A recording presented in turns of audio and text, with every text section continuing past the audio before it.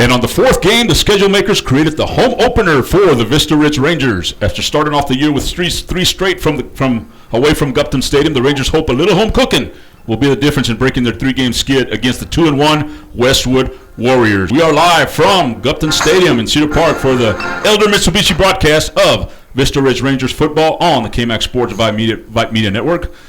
Good evening again. My name is Johnny Baez, along with Nicholas Peters, Gabriel Gomez, our QA, Don Palombi, and Nathan. I'm sorry, Nathan, I forgot your last name. But anyway, Nathan's also helping us QA here tonight. And, fourth week of the season. Nathan Nunez. The fourth week of the season. And we're finally at Gupton Stadium, Nick. It's great to be home. And the field looks incredible. The brand new scoreboard, as you were pointing out before we got started, all Leander ISD schools got upgrades to their stadiums. Great to be back on the campus of Vista Ridge High School and to see this beautiful new turf and the brand new scoreboard that is going to be able to show us some replays, which we're not used to here at Gupton. Yeah, all three stadiums of the Leander ISD got some facelifts, so to speak, over the summer, and we'll be looking at this at Monroe Stadium next week when we visit Vandergrift. We got to experience it at Bible, the first opening game of the season at Bible. So talk a little bit about last week and the Vista Ridge Rangers against the McNeil Mavericks. It's a great night for me. Can you hear me? As we got overpowered there by the public address announcer, as we, it was a 49-21 loss to Vista Ridge, and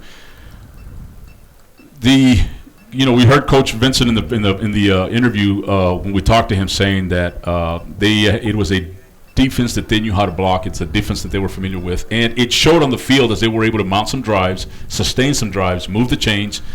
But they just kept shooting themselves in the foot. I mean, a lot of turnovers, and they just couldn't finish. No, absolutely. I mean, we were both pretty surprised by all of a sudden the offense seemed to wake up. The first two games of the season, it seemed as though that the offense hadn't really found itself. It hadn't found its identity. But last week certainly found that. We were even further surprised considering that they were utilizing two quarterbacks, continuing to cycle out Drew Cantu and Kyle Brown. But it seemed to work beautifully against McNeil. And that defense is very fast. We commented on that several times during the broadcast. But Vista Ridge was able to finally get the ball moving, sustain drives. But as you pointed out, they typically would end in some form of a turnover. And that absolutely killed the Rangers. It was 7 turnovers, to be exact, last week over at Dragon Stadium against McNeil. And the defense against McNeil's offense, I mean, Curley had come in with like 23 catches in the first two games. They held him to about 5, but he still had a couple of touchdowns, and they had some pretty good weapons that the McNeil Mavericks, and Vista Ridge just let mistakes. Yeah, early on it looked as though Vista Ridge was going to struggle with that quick passing offense, and we're going to see a very similar offense tonight, as Westwood is certainly going to be very similar. They very much look like a Texas Tech type offense. They like to spread the field out. They like to dink and duck. But Westwood now has a newfound running game, which we didn't experience the last 2 seasons. It simply wasn't there. This year it's going to look very similar to McNeil, where McNeil adjusted based on Vista Ridge's adjustment, which was great to see from the Vista Ridge defensive staff, transitioning to a dime approach essentially in the middle of the first quarter, and it completely shut down McNeil for a while. After halftime, though, McNeil had made the adjustment. They started to run the ball a lot more, sticking to running between the tackles, and there just simply wasn't anyone there for Vista Ridge to make stops. And this is the school that the Vista Ridge Rangers have played against the most, part of the Round Rock Independent School District, the Westwood Warriors. They've played, I think this is the 3rd year in a row that they've played, they've matched up against each other. Last year it was a 56-49 Vista Ridge win, and almost it's like there was no defense on the field. 1,100 yards of offense, 105 combined points, and now we're basically expecting the same kind of game here tonight. With a couple of potent running games. Absolutely, and Westwood is very much a system, right? I mean, they have their offense. This is the offense that they play. This is how we approach a game, and they're going to put points on the board. They didn't last week, and we'll get into that with Hendrickson. But their game plan is to move the ball as fast as possible. They don't take a lot of time between plays. They're very quick to the line, keep the defense on their heels at all times all night long. And that's exactly what their approach is going to be tonight. Last year, the biggest difference, of course, was they couldn't stop Vista Ridge either. It was that running game. It was the use of Jamil Pittman, sticking with your playmakers on offense. And it was back and forth. It was a lot of fun for you and I to call that game. But probably the latest I think we've ever left the stadium since you and I have been doing games together. It was a lot of points and a lot of yards. We're going to take about a minute break, and then when we come back, we'll go straight to Coach Vincent's the chat we had with Coach Vincent just prior to the game here tonight. So you're listening to Rangers football. Well, the Mitsubishi, Elder Mitsubishi broadcast of Rangers football right here on the KMX Sports Vype Media Network. Mighty Fine Burgers, Fries, and Shakes is from right here in Austin. As you know, Austin has several fine burger establishments. That's why we're especially proud that Zagat has rated Mighty Fine Burgers, Fries, and Shakes the #1 burger in Austin. So is it Zagat or Zagat's? Like I said, there are several good burger places here in Austin. But as you know, there's good and then there's Mighty Fine. Mighty Fine Burgers, Fries, and Shakes.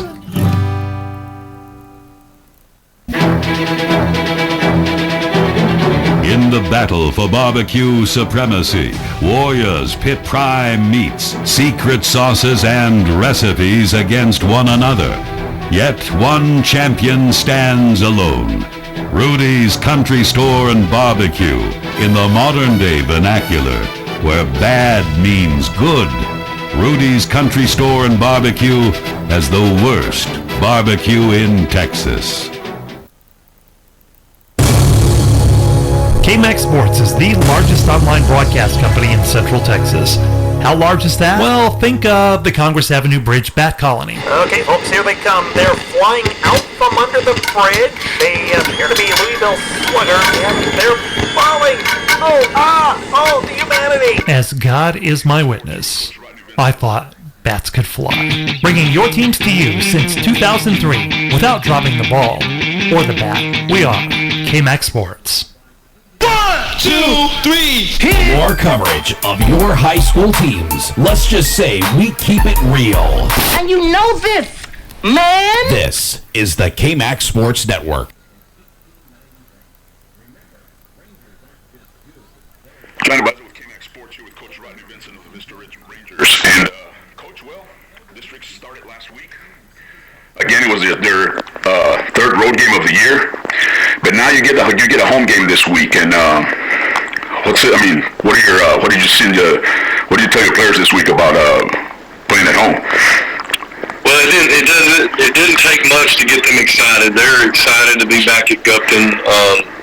I don't think they can believe that we hadn't been at home yet. I mean, it seems like we've been playing for a long time. I know it's only been 3 ball games, but we started a long time ago with football, and we're just now getting to play a home game. So they're really excited to be at home tonight. And last week against McNeil, you mentioned that it was a defense that you were used to blocking and you were used to seeing, and it kind of proved it because you had some pretty good sustained drives. You were picking up some first downs. You were driving, but just couldn't finish. Yes, sir. I mean, and that's kind of been our Achilles heel so far this year. JB, if you look at those drives that we had, we were moving the ball, had a lot of great all-purpose yardage. I mean, we had really good drives, and we just turned the ball over too much. We had several on offense. We had a couple on special teams, and I think if you take at least 3 or 4 of those away, it's a different ball game. We just and what's frustrating and tough about some of those drives is it's different areas. It's not all the same area, So and some of those, JB, were kind of just crazy things that happen in football every once in a while also. And this week you faced the Westwood Warriors. It's a team that you faced out of I guess it's still Round Rock ISD, but they're in Austin. More than you had the other schools. I think this is your 5th ball game against them. So, and you guys played a very exciting game last year. And it's another, it looks like the same kind of defense, same kind of offense. So it's just a familiar foe lining up on the other side of the ball for you tonight.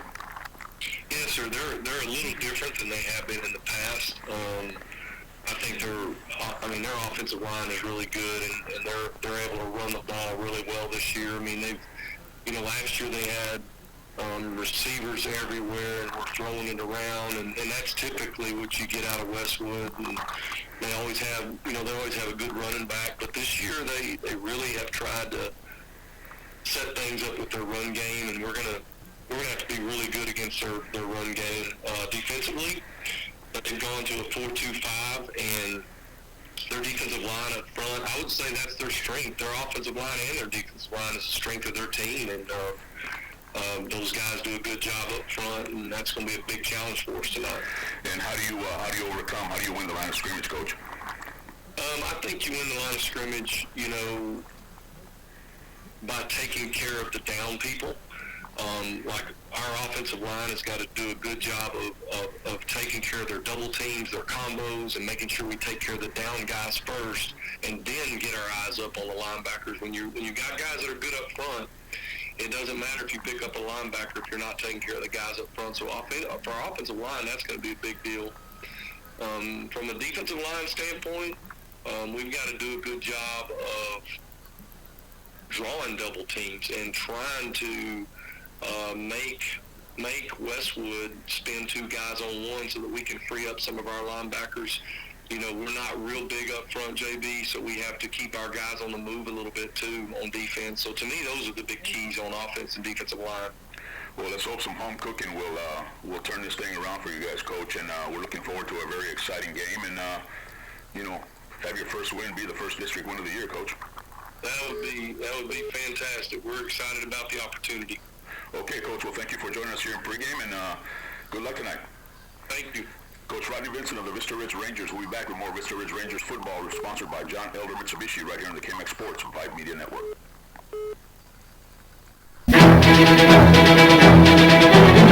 In the battle for barbecue supremacy, warriors pit prime meats, secret sauces, and recipes against one another. Yet one champion stands alone. Rudy's Country Store and Barbecue, in the modern-day vernacular, where bad means good.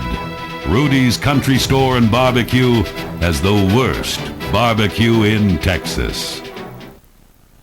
Mighty Fine Burgers, Fries, and Shakes is from right here in Austin. As you know, Austin has several fine burger establishments. That's why we're especially proud that Zagat has rated Mighty Fine Burgers, Fries, and Shakes the #1 burger in Austin. So is it Zagat or Zagat's?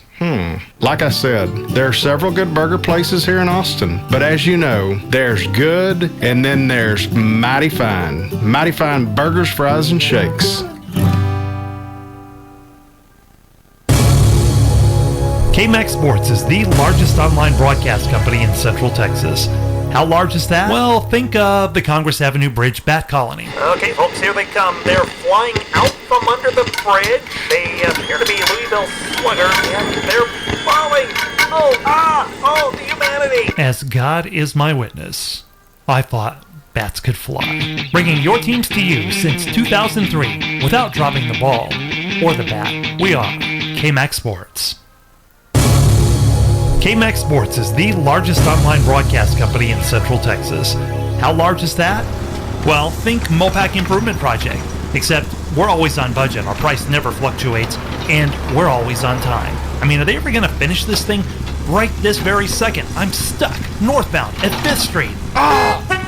Bringing your teams to you since 2003. We are KMX Sports.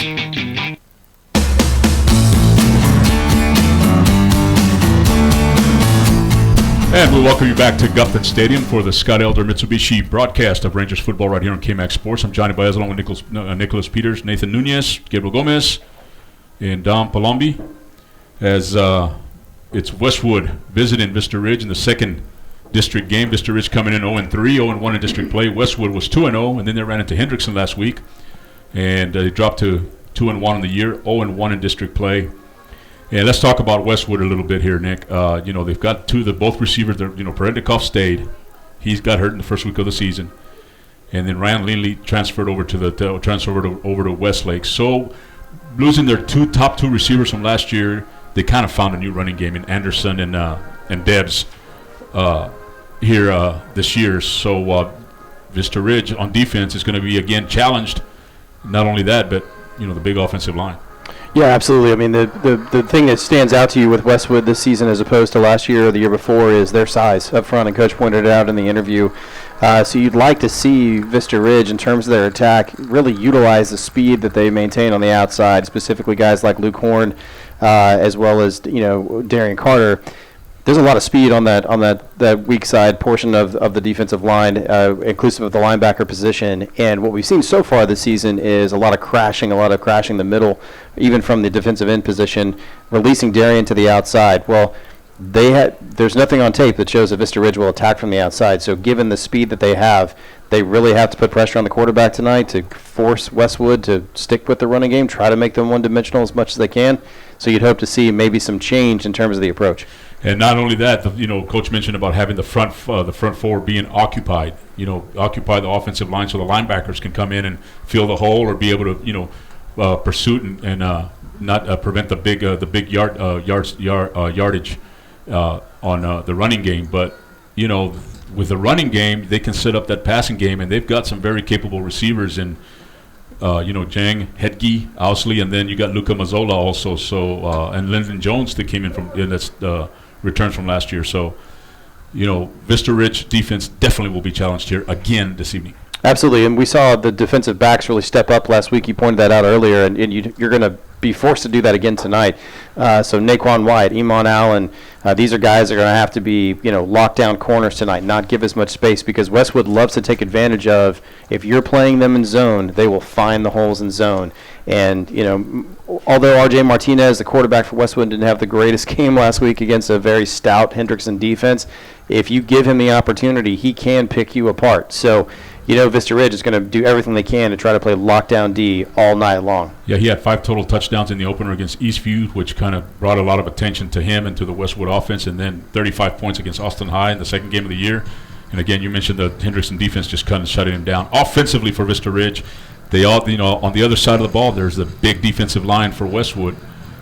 And we saw Cantu last week, and that little RPO option, where he, faked it to Mayberry and kept it there as long as he did. He was working for Vista Ridge on Friday night. Absolutely. No, he's a magician with the sleight of hand running the RPO, and you'd like to see him actually throw out of that a little bit more. And with the couple of times we have seen him do that, he's gone over the top, found open receivers. He's great at freezing linebackers, freezing a blitz.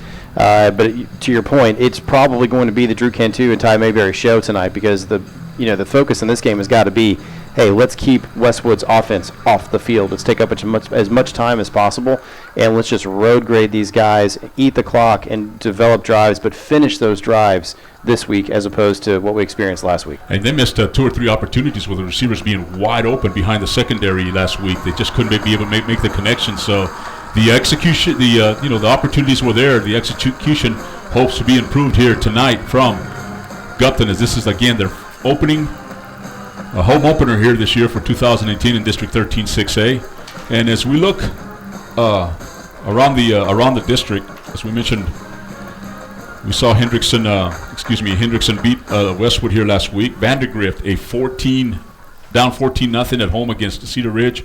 They scored 14 points and they win it in overtime, 17-14, in what was one of the biggest wins of the year so far in 13 6A, maybe in Vandergrift recent history. You've got to feel bad for Vandergrift given what they've had to experience the first few weeks of this season. I mean, they go directly from playing that very high-profile game last week, and now they have to travel and go to Hendrickson. These two teams are obviously considered probably the favorites outside of Cedar Ridge to win this district. So tonight, again, back-to-back weeks, Vandergrift has another incredibly high-profile game. We'll be keeping a very close eye on that one throughout the night. Round Rock will host McNeil. McNeil returns to Dragon Stadium to take on the Round Rock Dragons. Round Rock had a bye last week, so this is their district opener at home. And Leander at Cedar Ridge. Just down the palace here as the school songs, as the Westwood Warriors come running onto the field. And you mentioned it, it's a little, the tunnel is quite unique.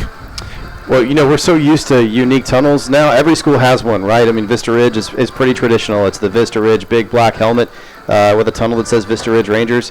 I can't say I've ever seen anything like this, though, from the Westwood Warriors. There's no question that is a teepee that they come running out of. Yes, it is, and it is again. It's very unique, and everybody has their own style, and that's really different. As right now, they continue with the school songs, and Talk to me. We're about to go, I believe, to the national anthem here in just a second. So Vista Ridge comes in 0-3 on the year, 0-1 in district play. Westwood 2-1. Their wins over Eastview and Austin High. Their loss to Hendrickson. And again, district play starting early because of the 9-team district. Also undefeated, Stony Point beat Leander last week. And so Stony Point's 1-0 in district play. They're 3-0 on the year, and Stony Point's playing some pretty good football. And Stony Point, again, yet another school that, I think everybody looked to. The pundits didn't really know who to choose in this district specifically, but Stony Point's definitely up there. Several picked them to be the ones that come out of this district as the champion, or at least in second place. And again, it's up on top. It's on top of the districts. Vandergrift, Stony Point, and McNeil and Hendrickson are 1-0. Leander, Vista Ridge, and Westwood are 0-1. As we wait for the start of the national anthem here, we're about 2 minutes away from kickoff. As the captains go out on the field for the Vista Ridge Rangers. You have Kellen Janda, Greer Gerasi, Oliver Marks, and Drew Cantu. For Westwood, Zach Hoover. And number 44, Will Clitheroe, wearing his jersey that is not suited up. Ethan Brown and James Jarman.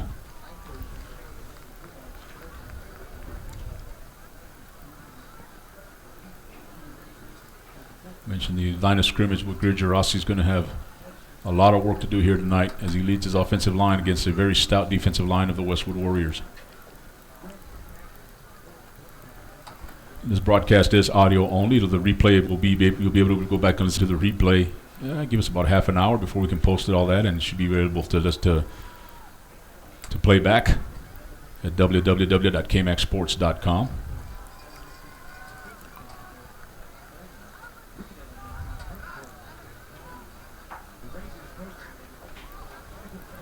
So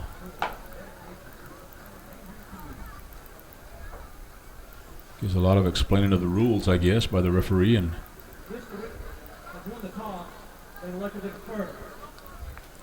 so Vista Ridge will be on defense first, as they do win the toss and they defer, and they'll be getting the ball first in the second half. And Westwood will be defending the north side of Guthrie Stadium. Westwood with their white jerseys, gray pants. Vista Ridge all black, black helmets.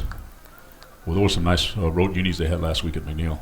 Yeah, gorgeous new helmets. You gotta love the silver with the red VR on the side. But it's great to see the blackout tonight, as they called it, preparing for this game. And it's great to see the student section show up actually quite early to this game. You don't typically see that in high school football, but they came out in droves. And the student section, for those of you who obviously can't see it, you're listening tonight, they are in all black. And now we'll take it down to the field for our national anthem.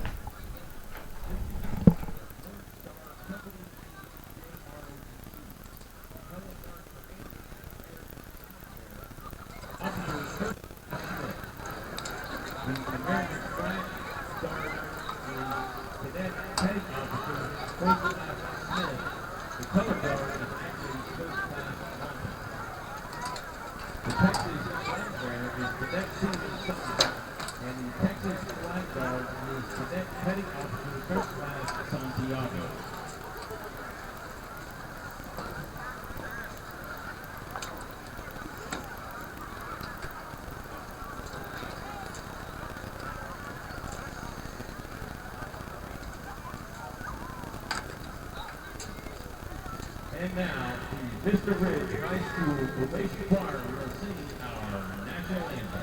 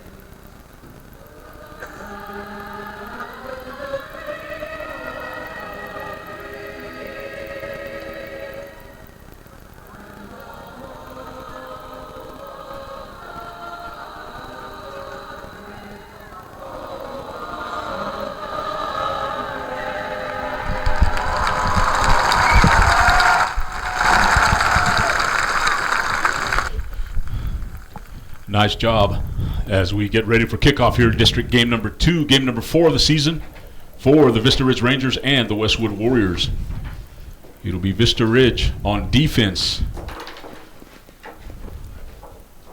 first. And we expect to see up front will be it'll be Patrick Reed, Rashid Dowdell, Luke Horn, and Oliver Marks up front. White, Robertson, Carter. The linebackers and that defensive backfield, Eamon Allen, Elijah Jones, and Naquan White and Kellen Janda.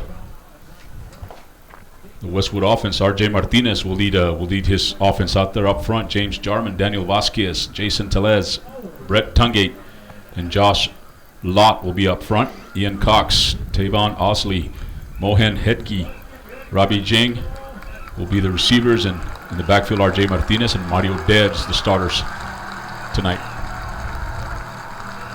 As Hughes will be kicking off. Pretty nice crowd, both sides.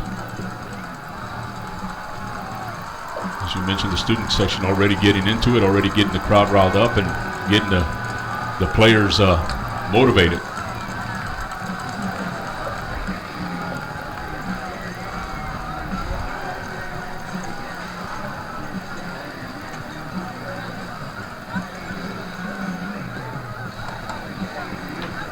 Given how the season has started, JB, it'd be interesting to see if Vista Ridge wants to try something a little bit different on kickoff and maybe surprise this Westwood team right out of the gate. It seems to be the special teams coaches are taking quite a bit of time having a conversation with the kicker and some of the guys. It doesn't look like the hands teams out there isn't necessarily, but we've experienced that a couple of times so far this season where the opponent wants to do a drop kick or even try an onside kick that comes out of nowhere.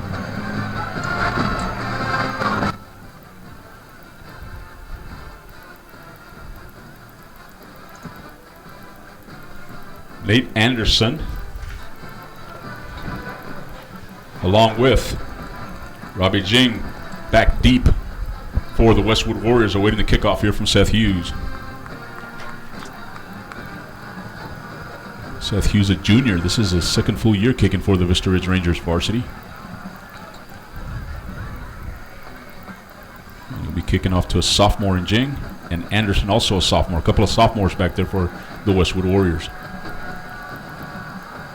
As we are about ready here from Gupton Stadium, the hope opener for the Vista Ridge Rangers. Right here on the KMAX Sports Vype Media Network. And Hughes, it's going to be a deep kick. It's going to be Jing taking it about the 3-yard line. Takes it back, coming up here to the right side, trying to look for some running room, but great coverage there by the Vista Ridge Rangers. And Kellen Janda brings Jing down at the 18-yard line. A 15-yard return. It'll be 1st and 10 Westwood from their own 18. And you heard the groaning of the crowd as Luke Horn was covering on the kick, and there was an obvious hold right in the middle of the field as someone reached out and grabbed him by the shoulder pad, but no flag. Going to be R.J. Martinez having a good year so far. They were worried about quarterback position coming in for Westwood, and boy, did he respond. And you don't says, why me worrying? He's a sophomore. Again, when you have this style of offense, and he certainly has proved anyone who was doubting him wrong from the gate. And they open up with twins to each side, and they're going to fake the handoff, and they're going to go up the middle. Wide open is the tight end. He's at the 45. He's at midfield. He's at the 30. Nobody's going to catch him. Touchdown, Westwood. 82 yards on the opening play of the game. 82 yards to number 82, Oliver Yu. And there was no one in the middle for the Vista Ridge defense. Right out of the gate, they do the pop play, the fake handoff to the tailback. He just releases down the middle of the field running just a simple post pattern, and there's just no one there to stop him. So one play, 82 yards, and the extra point to make it a 7-0 game. And the extra point is good. Jack Elliott makes it 7-0 Westwood with 11:41 to go here in the first quarter. Well, he was wide open up the middle, and he showed some speed. Being a big guy, he was listed as a tight end. Once he had the open field right up the middle of the field, he never looked back. He outraced everybody to the end zone and really separated himself nicely. There was no one within 20 yards of him when he made the catch, so it was going to be pretty tough for Iman Allen or Naquan White to try to catch up to him. Valiant effort by Allen to try to bring him down by the legs towards the end of the play, but there was just no way you were going to catch up to that guy. So RJ Martinez opens up 1 for 1 for 82 yards and a touchdown, and we'll see if Vista Ridge can answer as Janda and Mayberry back deep for the Rangers. Awaiting Jack Elliott's kickoff. Not the way the Rangers wanted to start off their home opener here tonight. Well, here you go. I mean, similar to last week, you just got punched in the nose right out of the gate on the first play of the game. How do you respond on offense? You had a great week last week against McNeil. Obviously, the end of the game didn't finish the way you wanted it to, but here's your chance to come out and try to show the rest of the district what you can do on offense if you're Vista Ridge. And Jack Elliott only takes a 3-yard to advance to the kickoff, and it's going to be taken. Oh, it's flag. Not sure what happened here, but The ball has not been ready. Give me the kick. the ball had not been. I didn't understand that from the referee, but I don't think he whistled the ball to start the play. So we will do it all over again. Elliott again takes a 3-yard, 3 steps, and little pooch kick to the left side the last time, and looks like he's kicking a field goal. Yeah, it looks like as though he's just trying to get quite a bit of air underneath it to ensure that it doesn't advance further than where it lands. And it's a pooch kick again to the right side, and it's going to be. Oh, thought it was going to go out of bounds. It's picked up by Westwood, and Westwood, I'm not sure who the up man was over there, and he just let it bounce.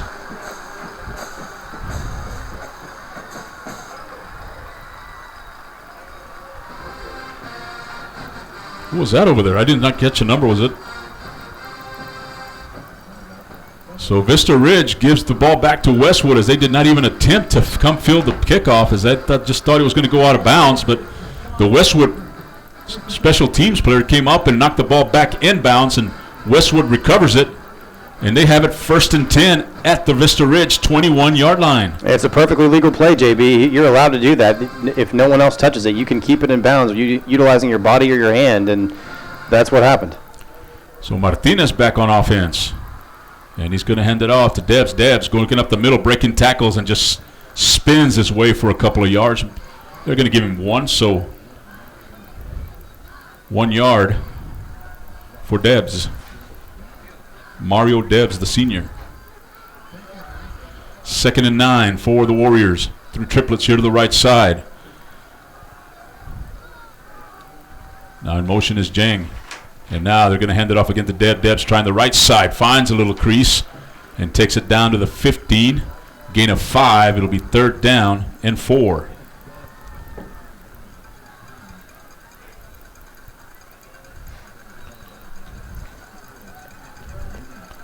So 3rd and 4 from the 15-yard line.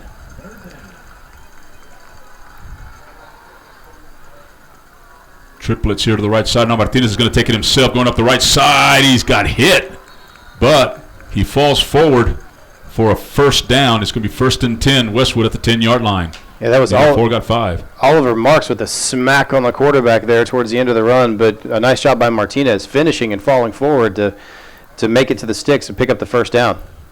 Anderson comes in at running back for Westwood. So 1st and goal for Westwood. Twins to each side here for Martinez. And a snap. They're going to give it to Anderson up the middle, looking for some running room, and almost ran through a tackle, but is brought down at the 5. Again, is brought down by Oliver Marks. But they give him 6 yards on the carry. 2nd and goal from the 4.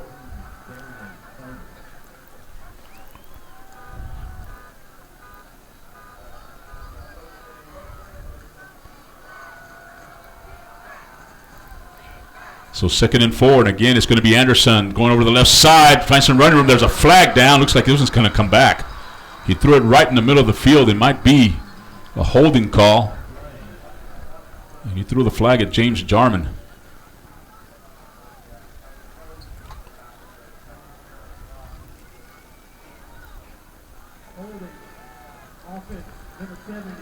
James Jarman is called for holding. It's going to be a 10-yard penalty. It's going to be 2nd and goal from the 14. I think the Vista Ridge defense, just before the play, was actually having words with the ref talking about how they're being held right in the middle. They're trying to clog that middle, trying to remove this running game of Westwood, this newfound running game, and the referee the umpire must have heard him because he was very much looking for it as soon as the play snapped off. Again, Vista Ridge very quick up front.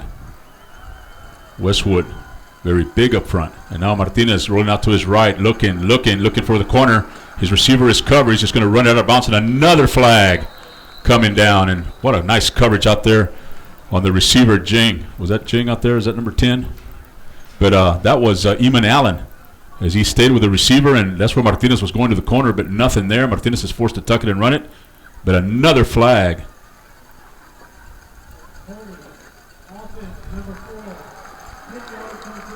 So Nate Anderson is called for holding as Martinez was sprinting outside.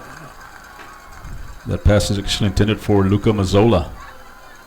So back him up 10 more yards, back to the 24-yard line. Now it's 2nd and goal from the 24.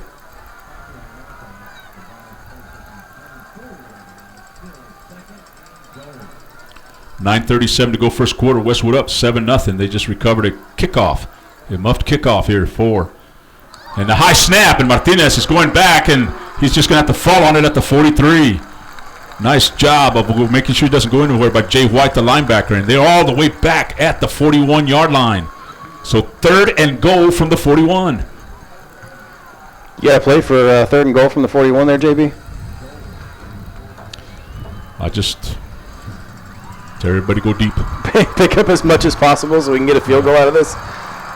You see that Ford down the block over there? Just run towards that Ford and turn around, and I'll throw you the football. So play number 5 is a loss of 17 yards on a high snap. So they're at the 41-yard line. 3rd and goal, and now empty backfield for Martinez. He's looking deep, pressured by Mr. Ridge. They force him out of the pocket, and now he throws short, and it's going to be caught at a 35. I believe that's number 8, Damon Harris. No, that's number 9, excuse me. That's Mohan Heggi. Takes it to about the 32-yard line, a gain of 9.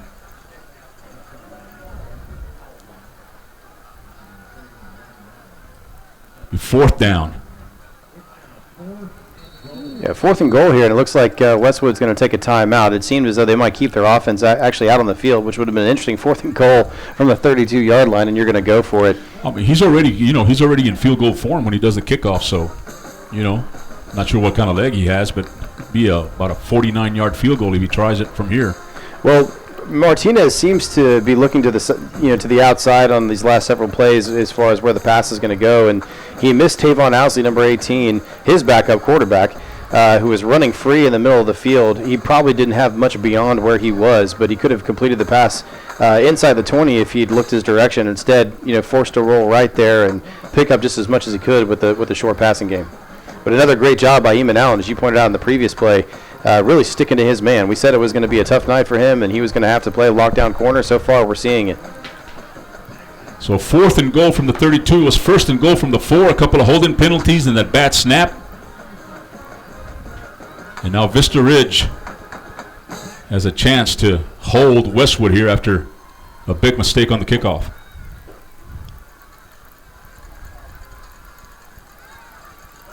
So R.J. Martinez will bring his offense back on the field after the timeout. He's going to have Nate Anderson in the backfield. I think you expect a pooch kick here. Ian Cox is at the tight end position. He's got triplets to the left. Play clock not an issue here. It's 15 seconds still left on the clock. Anderson now in motion here to the right side. He's going to be picked up by Allen again. A high snap, and now going to throw low. It's incomplete.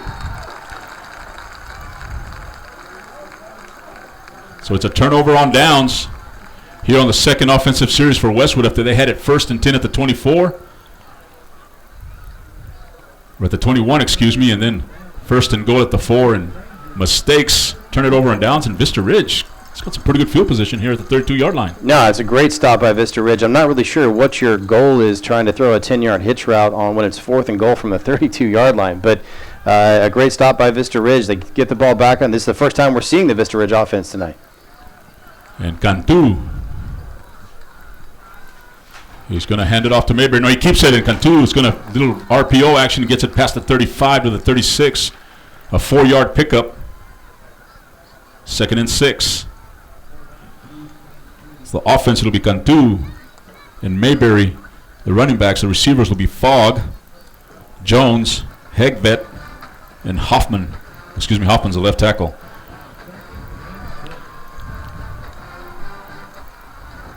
Now 2nd down and 6 for Vista Ridge, as he's got twins here to eat to the left side. And now the receiver in motion, that is Tristan Little. And he's going to hand it off to Mayberry. Mayberry over the right side has a first down. He's going to be dropped down at the 43-yard line. A 7-yard pickup for Ty Mayberry. 1st and 10 Rangers. And great job there by the offensive line, just keeping the defense at bay as they did try to rush a linebacker. Mayberry just follows the block and picks up some big yardage there on the right side. So Cantu will send his receivers to the right side and Bryce Jones. And they got a little stack formation on the right side. Now in motion is Little, and now Cantu will roll to his left, looking up the middle. He throws. He's got a receiver deep, and it is just off the hands of the receiver Webster. He was wide open there, Nick. Just led him a little too much. Webster had snuck behind the defense, and a great job again of the offensive line giving Drew Cantu plenty of time as he rolled to his left. No one was in the backfield. He had a perfect pocket. Got a great release on that, but just a little too much, and Webster couldn't get there. So 2nd and 10 from the 43-yard line. Great play call there. Just could not execute it. And now it's going to be a receiver screen over to the right side, and a great block over there by Jones. That's going to allow the receiver pick up to at least 5 yards. That is Adam Fogg over on the far sideline. It's going to bring up 3rd down and about 4. Give him 6 yards on that pass completion.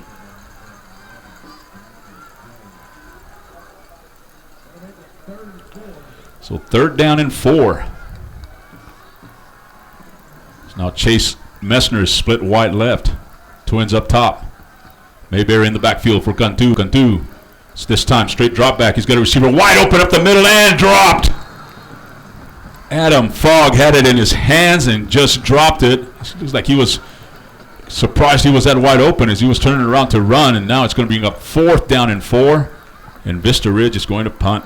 Yeah, great job by Fogg on the stop route there, and it looked as though he might have been looking towards a linebacker who was headed towards him, wanting to make one of his what's become patented Adam Fogg moves to make a man miss before he got the ball actually in his hands. So Hughes back to punt it. It's a high punt, and it's going to bounce, and it's going to take a Vista Ridge bounce inside the 20-yard line. Jing was back deep for Westwood, and it's going to roll dead right at the 16-yard line. So a nice punt by Hughes. About 36 yards, 33 yards, no return. It's going to be 1st and 10 Westwood from their own 16-yard line. 6:02 left in the first quarter. 7-0 Westwood. An 82-yard touchdown pass. It was probably a 15-yard pass and 67 yards of sprinting by number 82, Oliver Yu. Now Martinez, 3rd series of the first quarter here for the Westwood Warriors. He's got Debs in the backfield, and he's going to hand it to Debs. Debs looking for some running room up the middle, lowers his shoulder and goes just down the middle of creating some contact, and picks up about 4 yards to the 20-yard line. And for those listening, Westwood, you can't see it, but Westwood does not huddle. They look to the sideline, get their play, and they go. They typically stay in the same formation with 2 twins split on each side and one single tailback. They got Hecty and Jing here to the right side. Debs in motion to the left, and now they're going to throw a little screen out there, and they're going to get Debs to block, and it's caught, but great recovery there by Vista Ridge is coming up to make the play was Eamon Allen. Making the catch is Tavon Osley. About a yard short of a first down. Give him 5 yards on that pass play.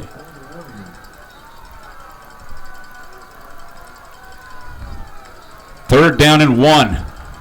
Anderson in the backfield. Martinez is going to try to get it himself and just gets across the yard to make. Needed 1, got 2.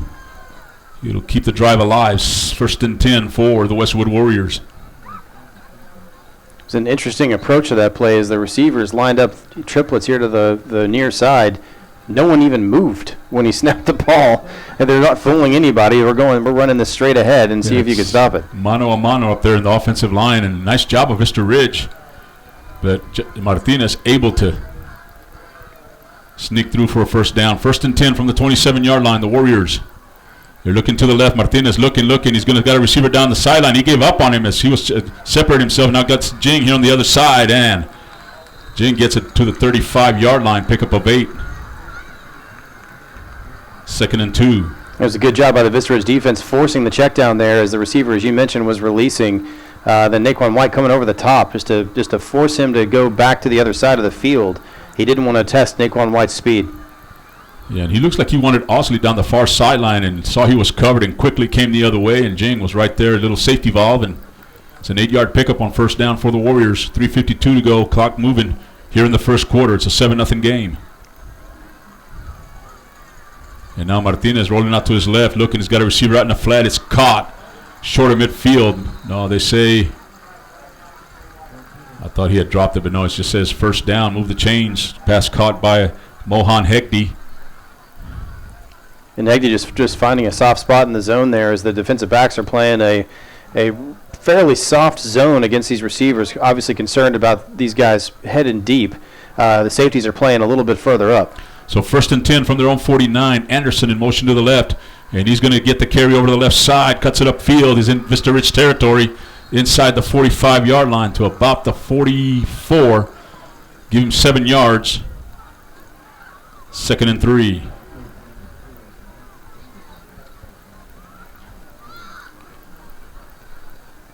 Play number 7 of this drive. It started at the 16-yard line. It's at the 44-yard line, Vista Ridge side of the field. 2:52 to go first quarter. 2 receivers to each side for Martinez.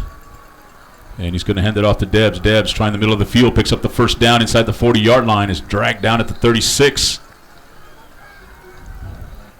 Gain of 8. First and 10. Yeah, these RPOs, when you're running up the middle, put a lot of pressure on the linebackers as you typically have one of your outside linebackers forced to play in coverage. And Debs again, this time over the right side, makes a move up the middle, and a touchdown saving tackle there by Oliver Marks as Debs broke out into the open. He's brought down a couple of yards short of a first down, and it's going to be, looks like we have a Vista Ridge player down.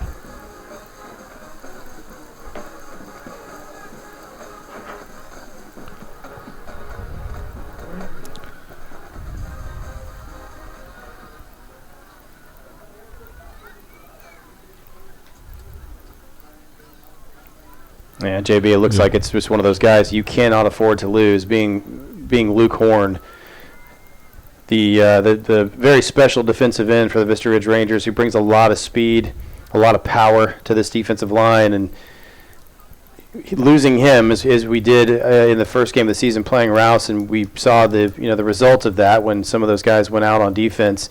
There's not a lot of depth right now for Vista Ridge. There's a lot of youth. Playing in the second string or even the third string for the Vista Ridge defense.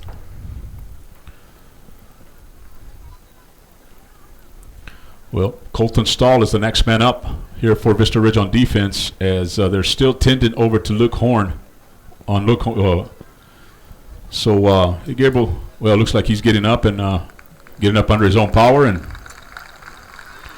tough young man. He's going to walk it off and walk under his own power to the sideline. And as you mentioned, a lot of speed off that edge for the Vista Ridge defense, and we hope he's okay.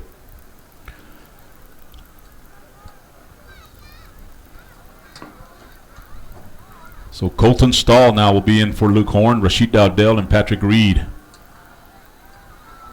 On a 2nd and 2 for the Westwood Warriors. 2:15 to go first quarter in a 7-0 game. Debs in the backfield. In motion is Jang. And now Martinez is going to hand it over to Debs. Debs goes up the middle and dives across the 15-yard line. They're going to mark it right at the 15. Needed 2 yards, got 3. 1st and 10.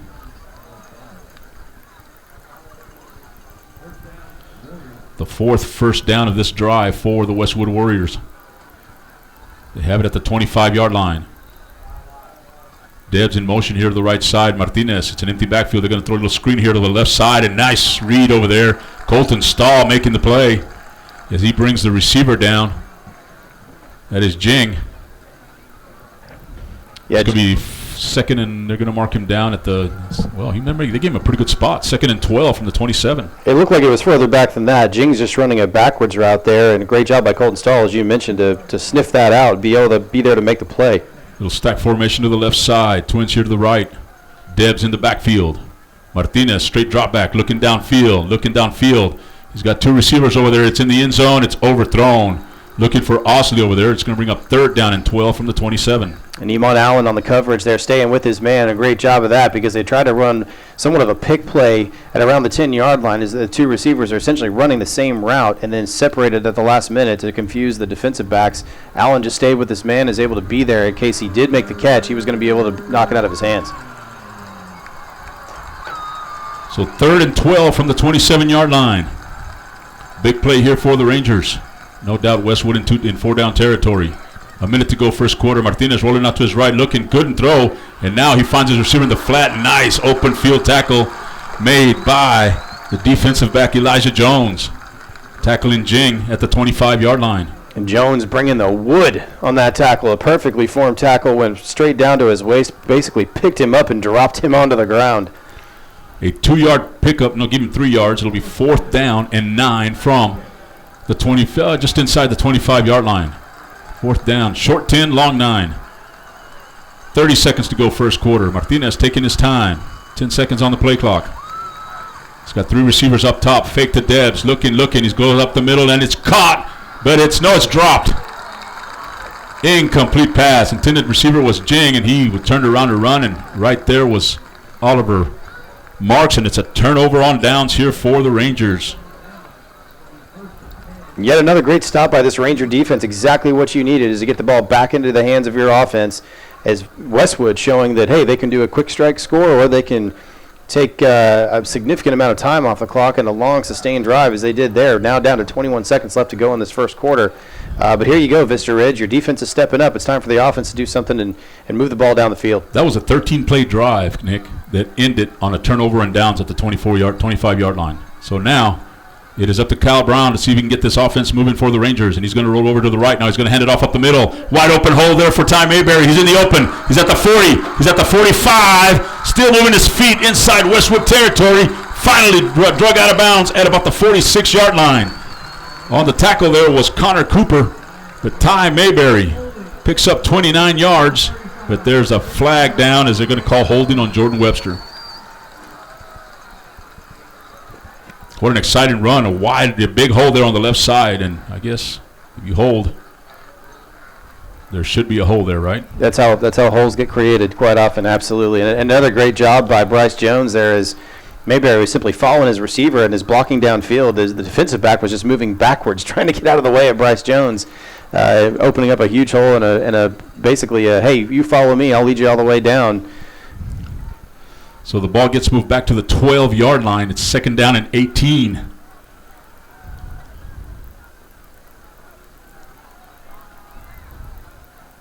Excuse me, they're at the 17.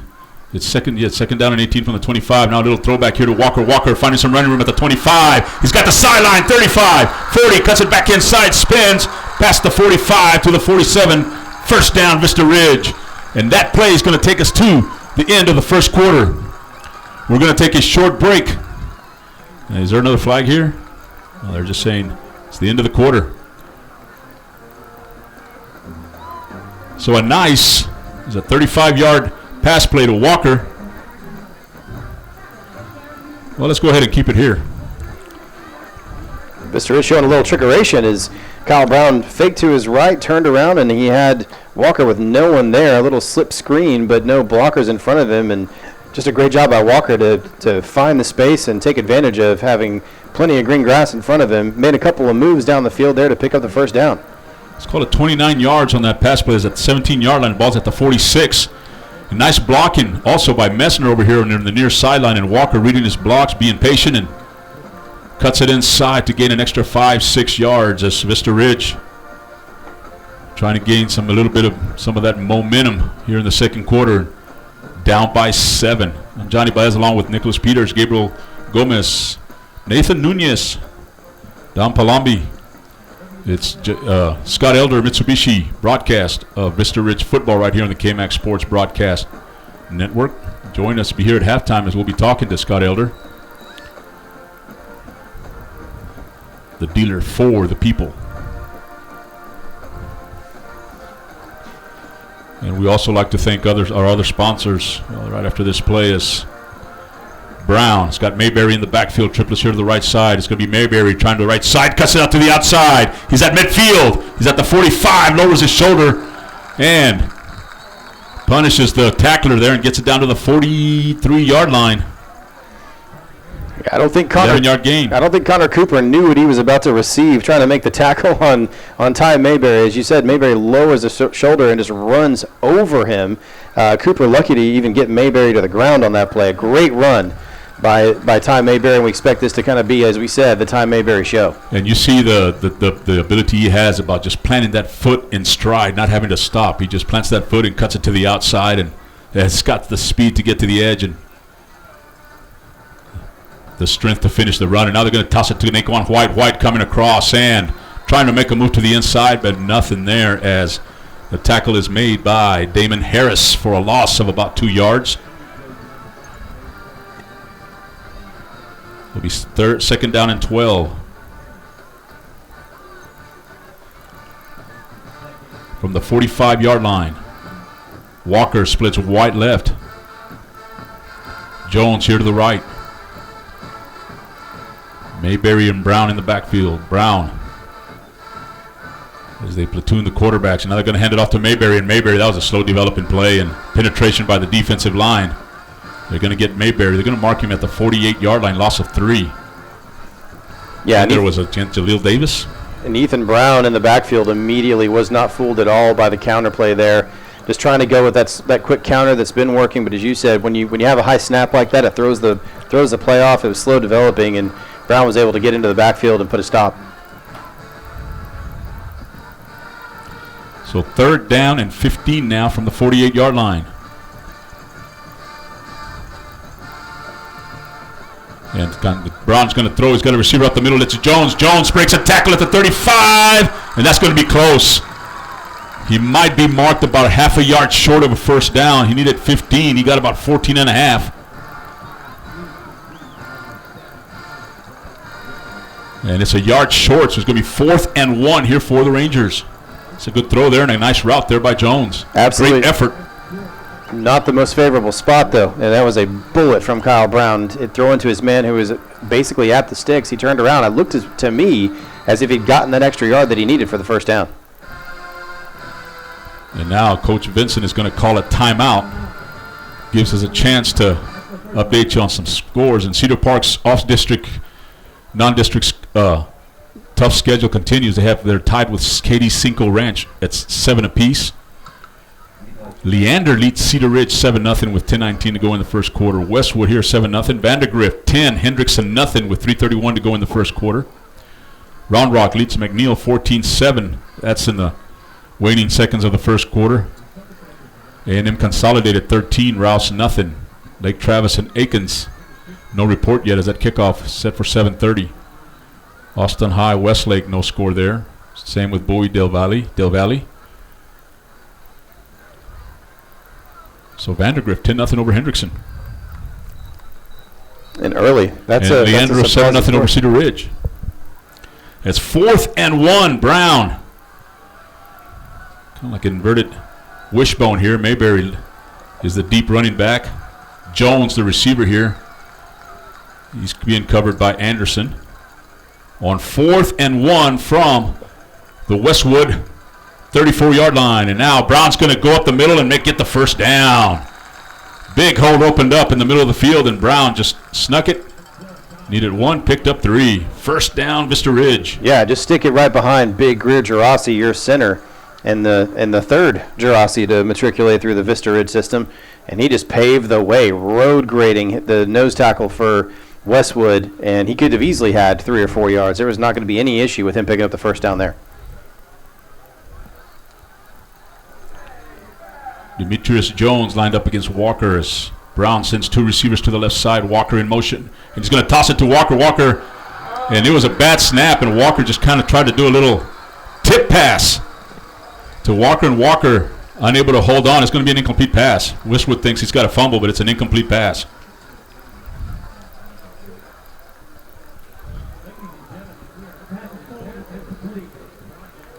So a break there for Vista Ridge. Not really a break, that is a pass. And usually when you complete that and break it for long yardage, it goes into passing yardage stat. So it's 2nd down and 10 from the 31-yard line. And a great job by the officiating crew to make that call very quickly. And now Brown rolling out to his right, looking at the receiver. He's got a receiver at the sideline. Coming back forward is Fogg. Fogg breaks it. Takes it inside the 20.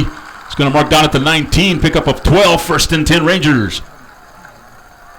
A great job by Brown, who was facing some pressure, was actually hit right as he got rid of that ball and put a dart over there to Adam Fogg. And Fogg does the rest with that ability to make the first guy miss. We've seen him do it for 3 straight weeks.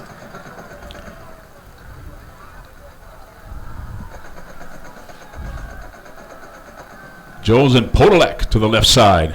Fogg here to the near side. Mayberry in the backfield. And now it's a busted play. Brown's going to keep it and take it over the right side. And look at Brown, tough running. Just shrugs off a defender and gets it back to the line of scrimmage. There to meet him defensively was number 16 for the Westwood Warriors, Vicente Ochoa. He's 2nd down and 10 for the Rangers. 8:16 to go here, 2nd quarter.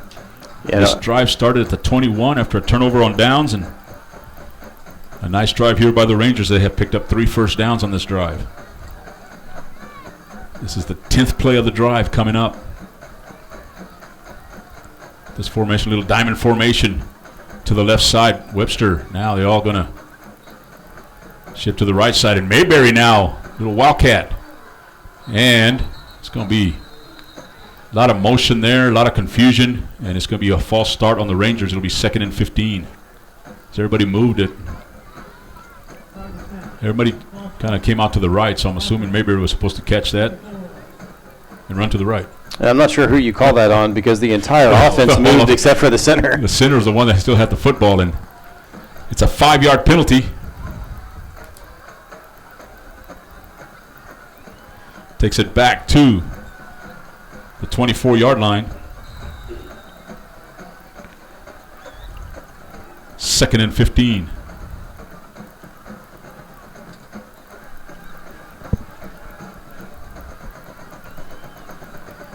Brown. Westwood almost jumped to get it to Fogg here on the right sideline, and Fogg cuts it inside, and he's going to get it back to the original line of scrimmage. A 5-yard pickup. Brings up 3rd down and 10.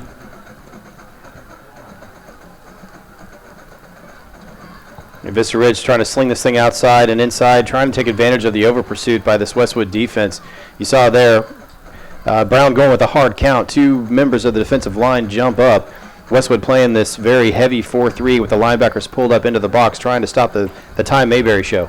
Caleb Cross comes into his receiver, and he's entered to the right side, but Brown's going to roll to his left. Looking, escapes the pocket, still keeping the pocket alive. Finally, it's going to be brought down, but not after he gains a couple of yards. A lot of pressure there by Westwood. Great coverage downfield. Ethan Brown on the tackle, and they're going to give him 1 yard, so it's going to be 4th and 9. Looks like the field goal unit is in. Hughes in to attempt a 35-yard field goal, excuse me.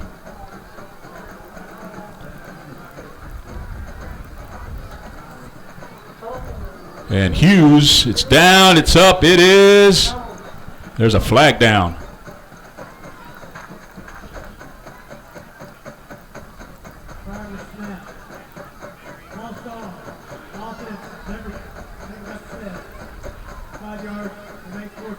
So it's going to be a re-kick as they're going to call the whistle to play dead on a false start. Well, Vista Ridge was trying to run an 11th man out onto the field. It looks as though that's Bryce Jones. Bryce Jones is the holder, but they were missing a man on the outside to be in there to block. And as he is running onto the field, Vista Ridge went ahead and snapped the ball. And so if he's moving forward, it's an automatic false start call. Now it's going to be about a 41-yard field goal as the ball is going to be placed at the 31 for Hughes to kick it there by Jones. It's at the 19-yard line. She has to be the 24. It's the right spot. Well, going to give him another yard, so make it a 40-yarder.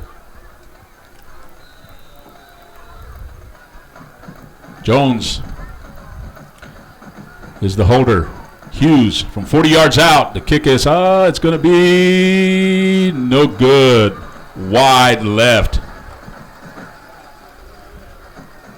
So a nice drive by Vista Ridge, taking almost 6 minutes off the clock. It's a 12-play drive, but no points. With 6:37 to go, it's still a 7-0 game. Westwood will have the ball 1st and 10 at their own 23-yard line.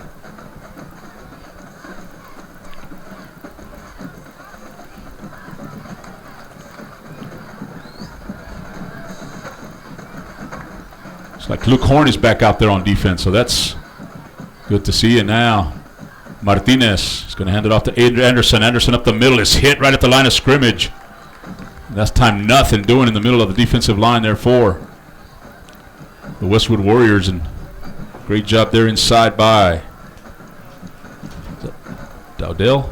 Well, it was Luke Horn diving in on the play. His first play back into the game, and here he goes, shedding his blocker at the line of scrimmage and just diving out in at the running back and bringing him down behind the line of scrimmage after just a short gain. So 2nd down and about 7.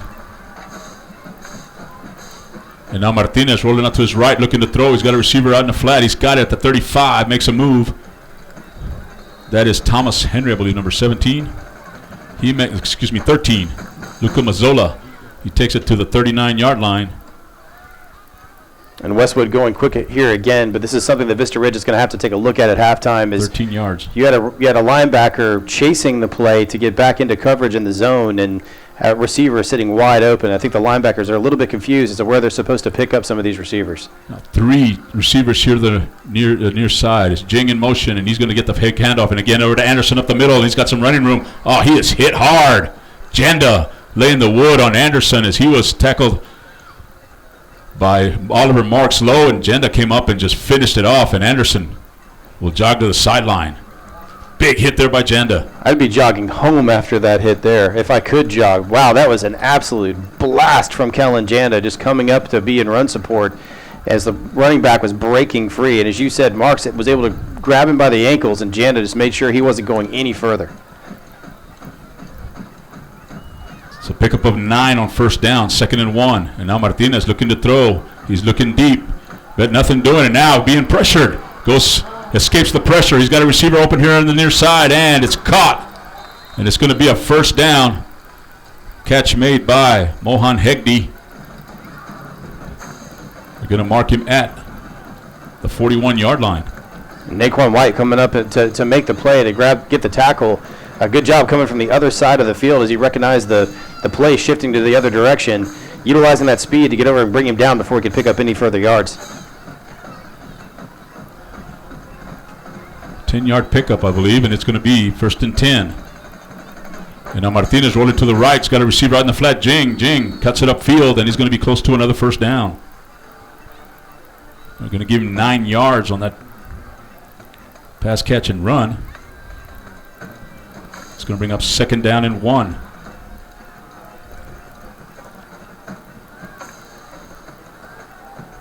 Owsley and Jing to the right side.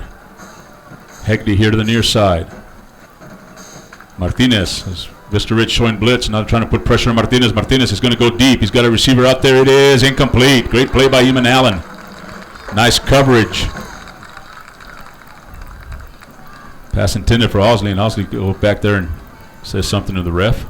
Well, we talked earlier about how these defensive backs were going to have to step up their game tonight, going to have to play lockdown corner, really keep these receivers from getting deep into the on post routes, inclusive of corners, because Martinez loves to take advantage of those. And so far tonight, Eamon Allen has really stepped up. That's a third play that we've seen where he's just been there to either break up the pass or just force his receiver to be out of his route.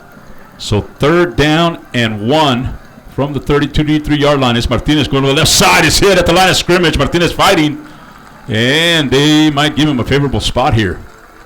I think they're going to give him about half a yard. He's going to be short. It's going to be 4th down. 4th down and about half a yard.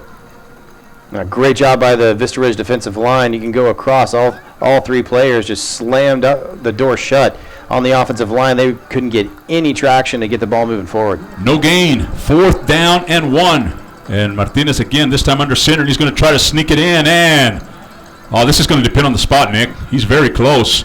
And referee coming up here stopping the clock. They might move the chains. They might give him a 1st down here. Yeah, they're going to give him a 1st down, and he got a nice push there at the end of the play by his running back, Mario Debs. And if Debs doesn't come in to push his quarterback forward, I think they may have actually had him stopped. So they give him 1 yard. That's all he needed. 1st and 10 from the Vista Ridge 32. Anderson in motion to the right side. Martinez, little pass in the middle. Just as Jing takes it down to about the 24-yard line, gain of 8. Again, just taking advantage of these quick routes. They're just stop routes that the Westwood receivers are running and just picking on these linebackers. That time it was Jay White for Vista Ridge, who was right there in zone coverage, but the receiver found the hole. 2:37 to go. They gave it to Anderson. Anderson looking for some running room. He's hit. I believe the first one to hit him was Bryce Christian, and then cleaning up his horn and company, and it's no gain. It's going to bring up 3rd down and 2.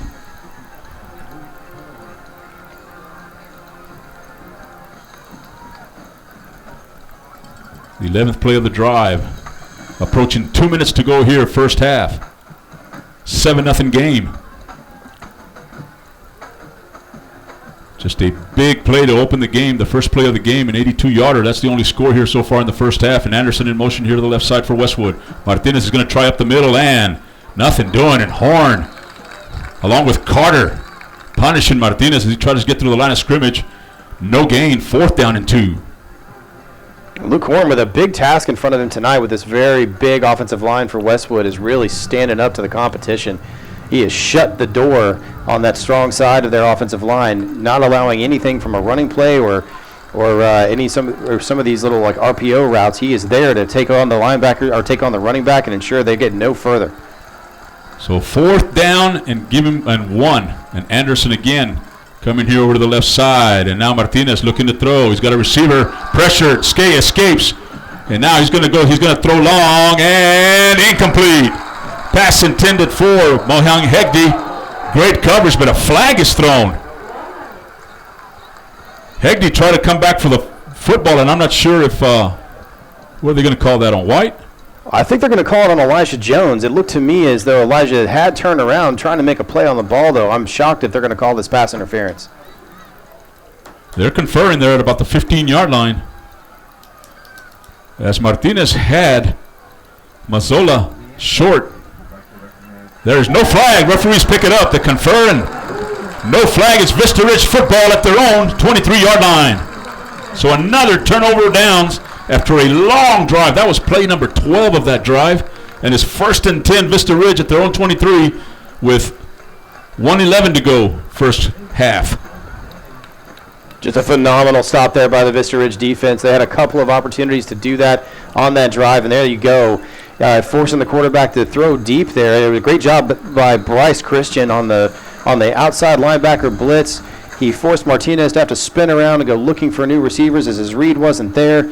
Tries to throw it deep, and a great play by Elijah Jones, sticking to his man and ensuring that reception was not an option. So the Vista Ridge defense bending but not breaking here in the first half, and it's going to be Cantu. Cantu fakes. He's got a receiver wide open up the sideline. Throws it behind him. Jordan Webster was wide open, but it's dropped. 2nd and 10.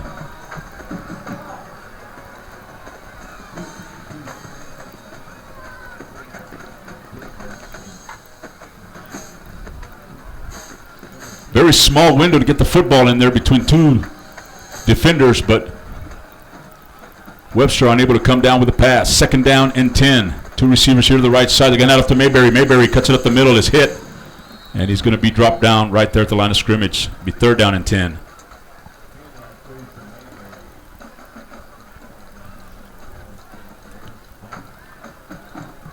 Clock moving, 49 seconds left here, first half. Jones, Fogg, and Podolak here to the near side. Webster split wide left. Mayberry in the backfield for Vista Ridge on a 3rd down and 10. Cantu. 10 seconds left on the play clock.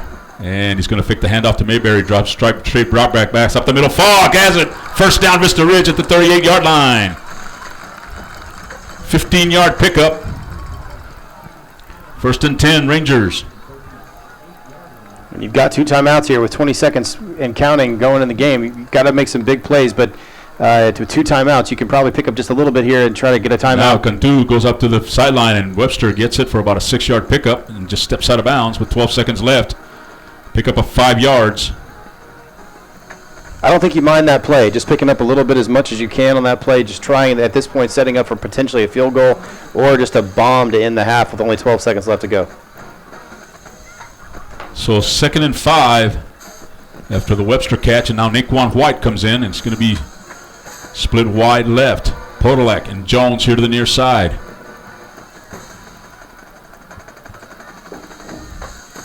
Mayberry lined up to the left of Cantu in the shotgun formation. 12 seconds to go. They fake to Mayberry, and the ball's loose, but Cantu falls on it. Excuse me, that was Mayberry falling on it. And it's going to bring up 3rd down and 5 and a timeout Vista Ridge with 6 seconds to go. They move the ball back actually 4 yards on that play. It's going to be 3rd and 9. Granted, the yards to gain don't really matter with 6 seconds left to go here in the half. I think here you just got to try either a trick play, some form of bomb, or maybe even a hook and ladder. Just try to do something to get down the field. You don't really have enough time to formulate a play to where you get out of bounds in time to get your field goal unit on the field. Coming up at halftime, we'll be speaking with Scott Elder, the sponsor of Vista Ridge Rangers football right here on the KMAX Sports Vype Media Network. As Coach Vincent calling a timeout, their 2nd here of the first half.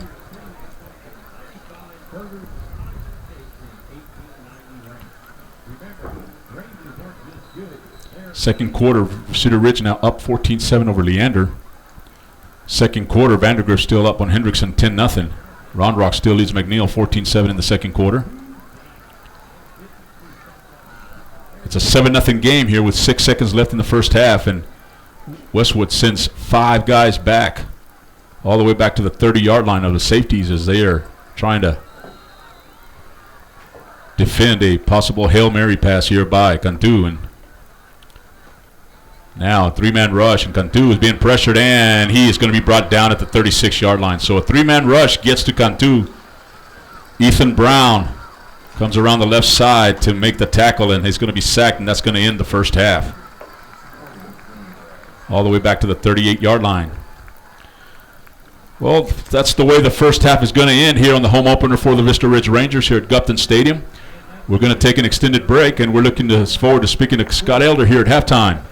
It's the Scott Elder Mitsubishi broadcast of Rangers football right here on the KMAX Sports Broadcast Network. In the battle for barbecue supremacy, warriors pit prime meats, secret sauces, and recipes against one another. Yet one champion stands alone. Rudy's Country Store and Barbecue, in the modern-day vernacular, where bad means good. Rudy's Country Store and Barbecue has the worst barbecue in Texas. Mighty Fine Burgers, Fries, and Shakes is from right here in Austin. As you know, Austin has several fine burger establishments. That's why we're especially proud that Zagat has rated Mighty Fine Burgers, Fries, and Shakes the #1 burger in Austin. So is it Zagat or Zagat's?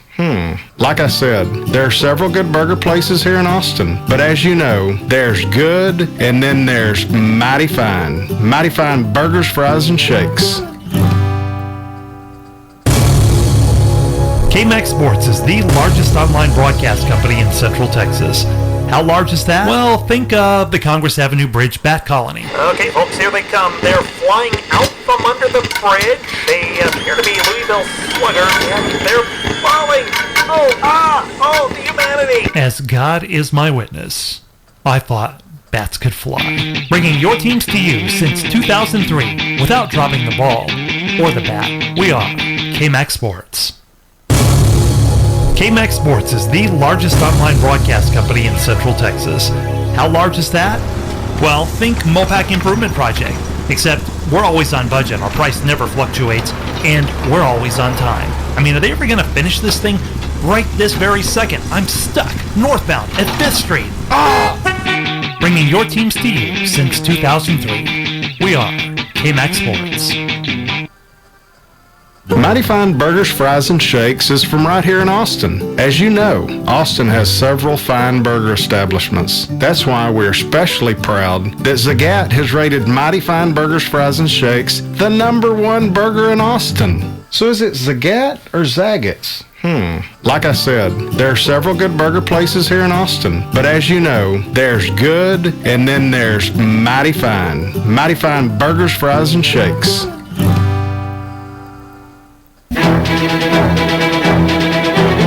In the battle for barbecue supremacy, warriors pit prime meats, secret sauces, and recipes against one another.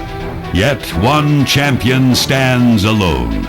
Rudy's Country Store and Barbecue, in the modern-day vernacular, where bad means good. Rudy's Country Store and Barbecue has the worst barbecue in Texas.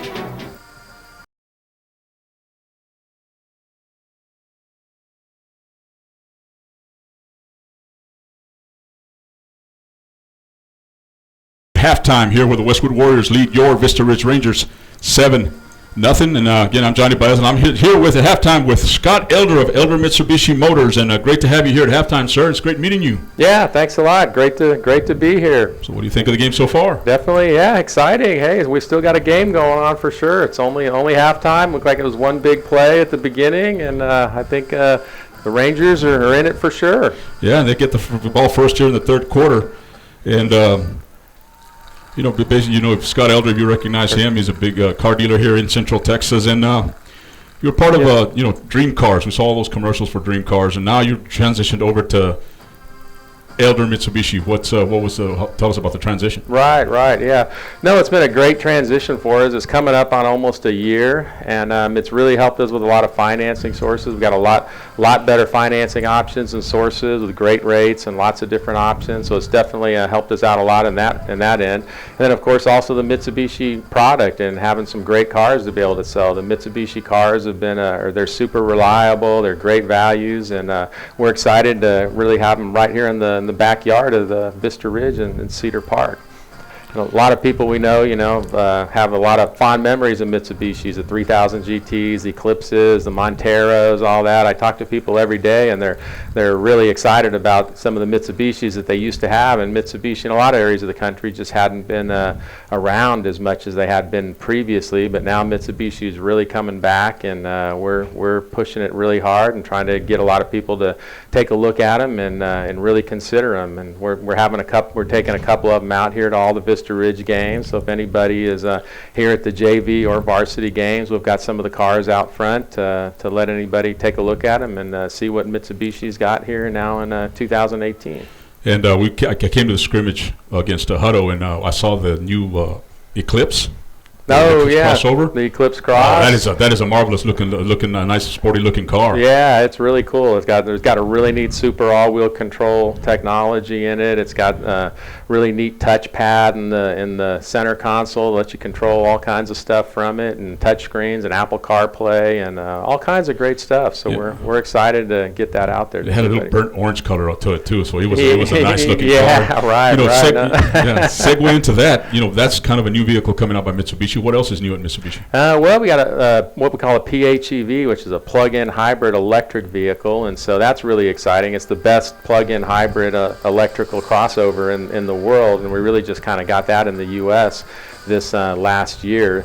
So it's great. It's got a full electrical drivetrain, so you can plug it in just like a Tesla or another electrical car. And then plus it's got a full gas drivetrain, so you can drive it even if you run out of battery, you can still keep on driving it and drive to Dallas or Oklahoma or Colorado or wherever you want to go, and it'll keep on going. And the best part of it is right now, being a plug-in hybrid like that, there's a federal tax incentive, so the federal government will give you $5,836 towards the vehicle, and Texas just introduced a $2,500 tax credit, and Mitsubishi's got a $2,000 rebate on top of that, so you can get nearly $10,000, and most of that's coming from the government to help pay for a new car. So we've actually got those out here in front here today, and we'll have those out at pretty much all the games. You can check it out. And one cool thing is they have 110 volt outlets in them, so you can play a TV or run a refrigerator or anything. So we've got a TV running out in the back of one with a little kind of tailgating setup, so you can definitely check that out, because there's not too many cars that'll run your big screen TV in the back. Probably just live in it for a little bit if you have to. Yeah, those are some nice features. And you mentioned the PHEV, and for a long time all you heard was a Mitsubishi Outlander. You mentioned the older cars, and I had a lot of family members at the Eclipse. They loved that little car. Oh yeah. And I had another nephew of mine that had a 3000 GT. So this Outlander PHEV, I mean, you already mentioned that about it, but how Mitsubishi's just all we saw was the Outlander. You didn't see the Galant anymore, the Diamante, the Montero, nothing. Just on TV was the Outlander, and it survived. Right. Yeah, we've got the Outlander now, the Outlander Sport. We've got the Eclipse crossover that just came out this year, and then also the Mirage and the Mirage G4. And it looks like there's plenty of new models coming out on the horizon too, because over the last couple of years, Mitsubishi's really kind of joined into an alliance, like an ownership alliance with Nissan and Renault, so they're starting to share a lot of technology, and the management's really, a lot of that's came from Nissan. So we got a lot of exciting things coming from Mitsubishi, and they're actually the fastest growing non-luxury brand in the United States right now. So that's a car brand I hadn't heard in a while, the Renault. Right. The 70s, you see that little small car, Yeah. I haven't heard anything from it now. Right. They haven't been in the United States. It's taken me, I'm here reminiscing now. And talk about Mitsubishi's the warranty. It says you offer a 5-year transferable warranty. Yeah, all the Mitsubishis come with a 5-year, 60,000 mile full warranty, kind of bumper to bumper warranty. And then all the Mitsubishis have a 10-year, 100,000 mile warranty. And at Elder Mitsubishi, we extend that to 30-year, 300,000 mile warranty on the powertrain. So they're, like I was saying, they're great vehicles, and as long as you maintain them, they'll last a long time and go for hundreds of thousands of miles for sure. And also, you have your the Elder Mitsubishi worry-free guarantee. Right. Can you talk about that? Yeah, absolutely. That's a big thing for us for sure. So basically, it's comprised of multiple different things. We've got non-commissioned salespeople who basically don't get paid on selling a vehicle that makes them some amount of money. They get paid on basically creating happy customers and making sure we get the right vehicle for everybody. We offer a 3-day money-back guarantee, and like we were talking about on our new vehicles, we offer a 5-year, 60,000 mile bumper-to-bumper warranty, the 10-year, 100,000 mile powertrain, and again our 30-year, 300,000 mile warranty. And on our pre-owned vehicles, we got a free Carfax report, and we inspect all of our vehicles in the shop to 120 plus points, and we offer those with a 3-month, 3,000 mile warranty as well. So. And I recognize the TV, the commercials for dream cars, and you always ended the commercials. We are the dealer for the people. Could you tell us what that means and what Right. telling us with that? Absolutely. It basically means that we're really focused on helping people solve their transportation problems. Whatever that might be. We really try to spend the time to understand what the problem is that's holding people back from getting into a nicer, newer vehicle, and we try to come up with solutions. I mean, it really means we strive to help our customers feel comfortable at our store. It means that we listen and strive to understand what we can do to help solve the problem. And that might mean overcoming little to no money down. It might mean overcoming credit issues such as divorce or bankruptcy. It might mean just getting to an affordable monthly payment, or it might just be just plain getting the best price on a perfect vehicle. So that's really kind of in a nutshell what being a dealer for the people is all about. So all this you've been offering with Dream Cars and all the dealerships you had then, you just kind of basically migrated it over to Elder Mitsubishi and just want to continue the tradition of helping people into a newer, car for them. Right. And make them Helping- drive something nice, something dependable, and something affordable. Yeah, absolutely. Just helping get everybody that wants to get into a nicer, newer car, helping them figure out what the barrier is and help make that happen. Well, Mr. Elder, thank you so much for being a Vista Ridge sponsor. And how's that going? How do you like being a sponsor here for Texas high school football? No, it's great. Yeah, you can. It's like nobody talks about Texas high school football. This is right? ground zero for Texas high school football right here in Central Texas. So it's exciting, and we feel like it's a great partnership, and we get to help the community, help the school out, and hopefully we get to show our cars to some people that wouldn't have otherwise thought about them and get them to consider it. So. Well, the Vista Ridge Rangers, the Booster Club, the community, the school appreciate everything you're doing for them, and we appreciate you coming here and joining us at halftime. Yeah, well, thanks a lot. I appreciate you guys giving me the opportunity to be here too. Well, thank you, sir, and good luck. And all right. Right now, the Vista Ridge Rangers band is about to get on the field, so we'll just take it down to the field and listen to some great entertainment from the Vista Ridge Ranger High School Marching Band.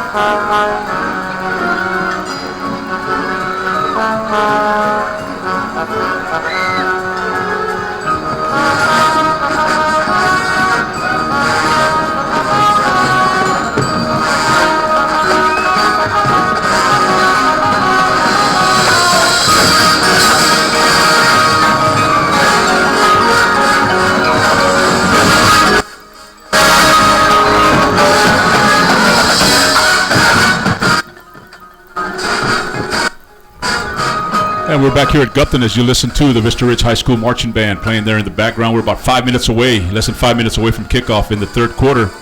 And we got some official, unofficial stats here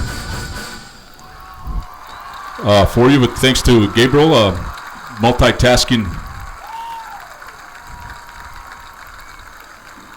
here as he's also producing. So not a lot of offense. I mean, you saw a lot of long drives, Nick. I mean, you had a 13-play drive, a 12-play drive by Westwood, a 12-play drive by Vista Ridge, but none of them resulted in the points. And the only one that resulted in points was a one-play drive of 82 yards to open up the game. Yeah, and it's been two different stories for Westwood. It's just been they suddenly fizzle out when they're driving. The Vista Ridge defense has done a phenomenal job of finally getting stops as they get it closer to the goal line. For Vista Ridge, it's been penalties. That's been the killer. It's nice that we're not saying it was turnovers this week, as we were saying last week, but it's just been penalties and shooting themselves in the foot as they get closer or into the red zone. And as I get this opened up, I mean, it's really not a lot of it's been a lot of just little dinks and dunks, a little bits and pieces of yardage, nothing big, besides that 82-yard pass play. And right now, Vista Ridge, 22 plays, Westwood 34. Total yards, Vista Ridge right at 100, Westwood at 207. Westwood averaging 6 yards per carry. Again, these are unofficial stats. 160 yards passing for Westwood, 86 for Vista Ridge, 47 yards rushing and 14 yards rushing for Vista Ridge. So, both defenses, again, bending but not breaking. Bending but not breaking. Absolutely. That's exactly the way this game has gone. And, Vista Ridge getting the ball first here to start the second half. You'd like to see them, when they've utilized some of the trickeration or some of the misdirection plays that we've seen them sprinkle in so far tonight, they've resulted in big gains. A couple of them called back, of course, for holding penalties, but that's been where they found success so far tonight. The up the middle, the between the tackles running of Ty Mayberry, it just hasn't been there because of this big Westwood defensive front. Yeah, and Ty Mayberry, 5 carries, 11 yards so far. Adam Fogg leads with receivers for Vista Ridge, 4 catches for 38 yards. Trey Walker has 1 for 29, and Naquan White has 1 for 14. And Jordan Webster 1 for 5. For Westwood, leading the way for Westwood, as we wait on technology here. Of course, Oliver Yu with the 82-yard pass, catch, and run for the Westwood Warriors. He's got 1 reception and 1 touchdown. Hegde has 33 yards on 3 catches and 26 yards for Robbie Jing on 5 catches. So, again, just the little pieces of yardage being, going at a play at a time here for Westwood. And then Mario Debs has 7 carries for 33 yards. And R.J. Martinez, 6 carries for minus 10 yards. Again, most of that coming from that bobble snap there in the second series when they had it 1st and goal at the 4-yard line. And it looked scary early on, right? Just as you pointed out. I mean, most of the yardage came on that 82-yard pass play on the first play of the game for a touchdown. Right after that, they do a pooch kick and they recover it. So it looked, very early that, oh no, this might get out of hand pretty quickly for Vista Ridge. But again, Coach Vincent's got to be thrilled with the way that his team stepped up, the way they made sure that they weren't going to get out of this game. And it is an absolute fight down there right now between these two lines, whether it's Vista Ridge on offense or Westwood. The game is being won up front, and neither team is willing to break so far. We'll see who outlasts who, I think, as we get into the second half. And Vista Ridge had a chance to put some points on the board there in the first half, but a missed field goal after a false start sent it back 5 yards. So a much longer try there for Hughes that was a little bit wide left. And we mentioned the long drives there by Westwood, and again, all of them ended. Two of them ended with a turnover on downs. As Nick keeping an eye on the lights over there on the field house, as lightning looks up in the horizon behind the visitors' stands, and yeah, we might be in for a delay here in the second half if it keeps moving this way. So we'll keep you posted. And watching the radar, you're hoping this is going to move south. It looks like it might just miss us, but to your point, it's seemingly getting closer and closer every flash of lightning that we see. So hopefully we're not stuck in that position and have a long delay.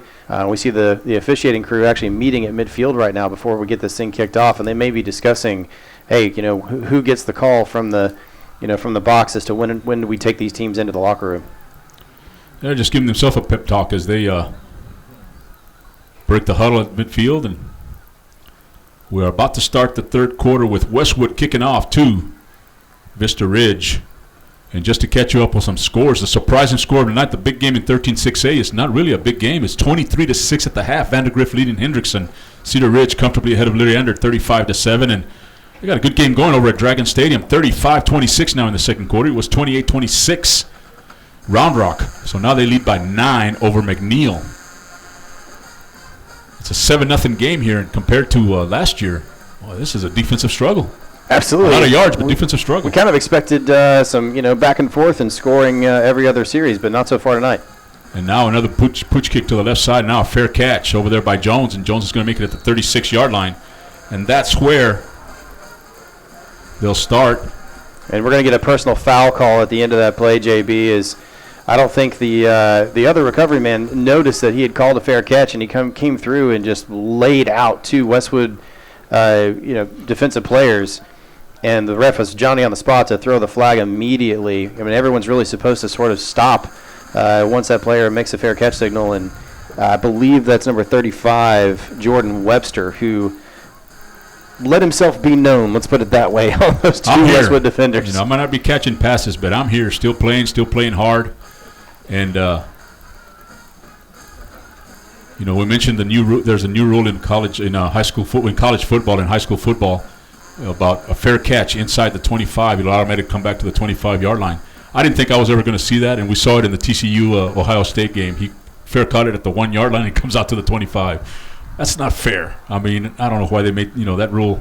Oh well. It's 1st and 10 Rangers, Cantu with Mayberry and Webster in the backfield. From their own 22-yard line. And Cantu is going to hand it off to Mayberry on the right side. He's got a crease at the 30. He's got the sideline and finally drugged down by Demetrius Jones. But after a big gain on first down, it's going to move the chains all the way to the 37-yard line. A 14-yard pickup by Mayberry. And that's a touchdown-saving tackle there by Jones. As you said, Mayberry had the sideline. If he gets by that man, there's no one else behind him to bring him down. He is still running. Podolak here to the near side. Fogg and Mayberry in the backfield for Vista Ridge. Alongside Drew Cantu. And now Cantu is going to take it. He takes the option. He's going to take it upfield, trying to get it outside. And he's going to gain some good yardage there on first down and pick up a 5, takes it to the 42-yard line. 2nd and 5. And he got a huge block from Nick Podolak on the outside as he came in to take on the linebacker and absolutely leveled him. A huge pancake block there by Nick Podolak. And Jones lined up here to the near side. Jones will be covering him. Is that cross in motion? And now fumble, and Mayberry was able to pounce back on it as a little mix-up on the exchange. And that's going to go the loss back to the 38-yard line. Loss of 4. Well, we talked about it last week, JB. That's the one negative thing about running as much zone read as Vista Ridge does. You've got to make a quick decision as for whether or not you're going to keep it or hand it off to your tailback. And any time that you delay that decision, it can always result in a fumble. So from 2nd and 5 to 3rd and 9, make it 3rd and 8 from the 43-yard line. Now Cantu back to pass. And they're going to throw a flag as they just tackled Damon Harris over here. The flag's going to be on 65 for the Vista Ridge Rangers, Avery Allen. The pass goes out to the left side for about a 3-yard gain, but that's coming back unless they make it 4th down and 5. He just kind of brought him to the ground. Yeah, Allen was just beat on that play. There was really nothing he could do in order to save his quarterback aside from hold. And to your point, he really just reached out, grabbed him, and put him on the ground. So the pass was incomplete. So it's going to bring up 4th and 9, and Hughes into punt. Jing back deep for the Westwood Warriors.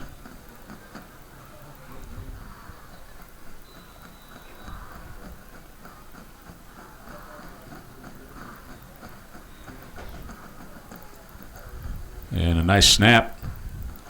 Nice punt there by Hughes, and it's going to be Jing at the 27-yard line. He calls for the fair catch.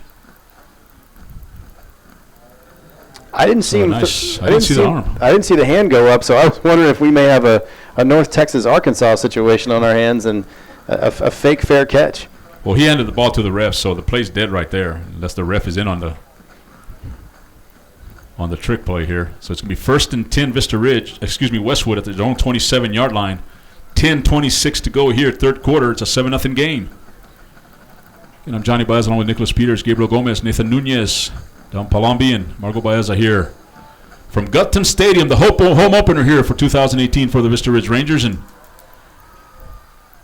looking to come back from a 7-0 deficit. And now DJ Martinez, a high snap, gets it with his right hand, and he's just going to have to tuck it and run it. A nice job of getting some positive yardage there, about 4 yards on first down. It's going to be 2nd down and 6 from the 31-yard line. And a handoff to Debs. Debs up the middle. He's got some running room and takes it past the 35. Going to be down at the 40-yard line. Gain of 9. 1st and 10.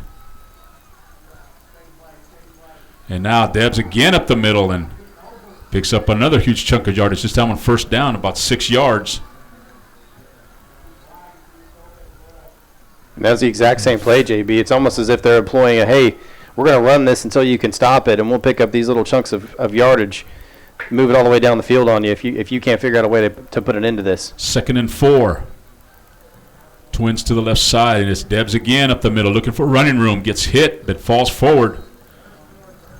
Marks on the tackle, gets it to the 49s, pick up of 3, 3rd and 1.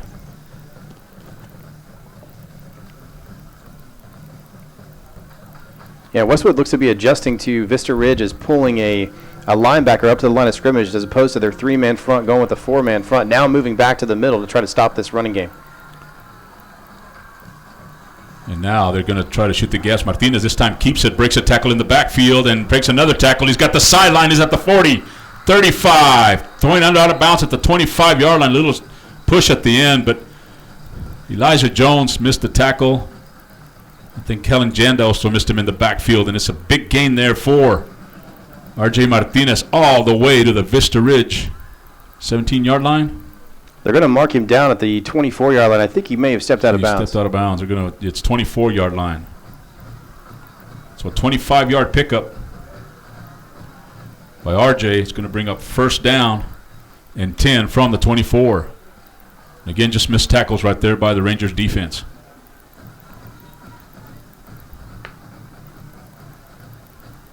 And he's going to hand it off to Anderson. He's going to try the left side.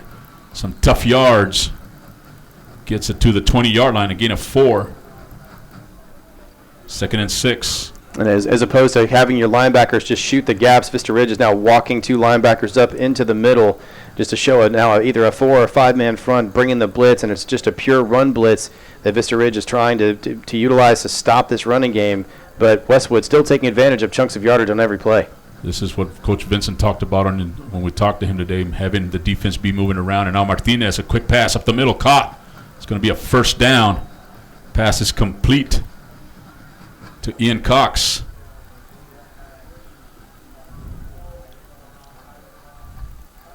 Down to about the 13-yard line. He needed 7. He got 7.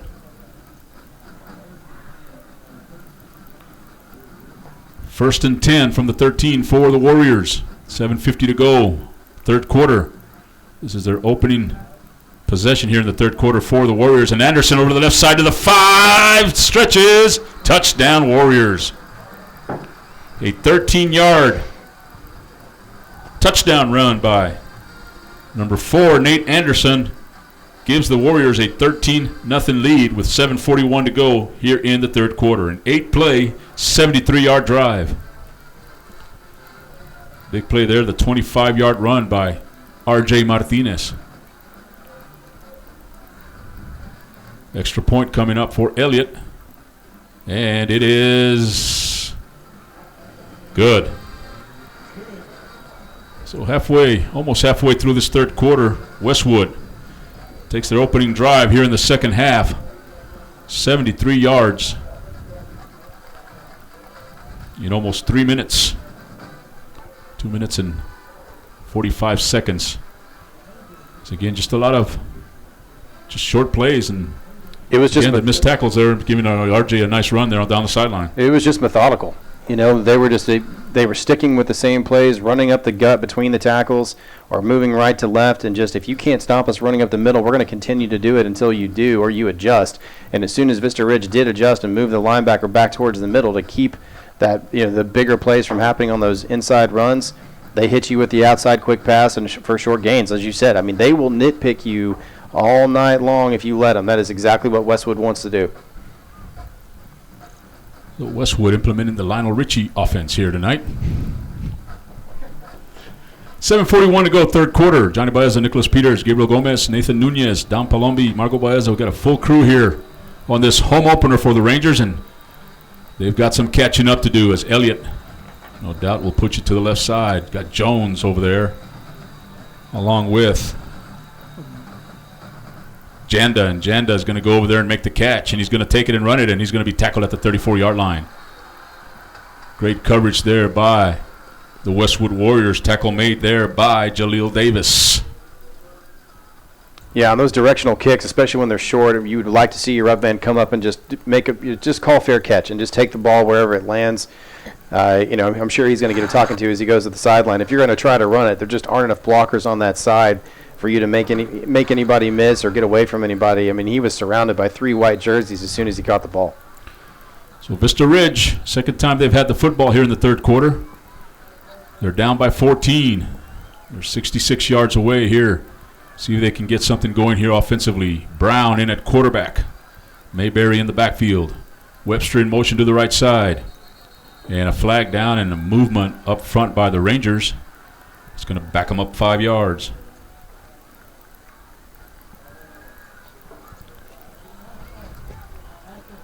You asked me, JB, during one of the breaks if this was really a rivalry game, and I told you I didn't really think so, but there's a lot of talking going on between the two lines on the field right now. These guys are definitely getting a little testy, getting after each other.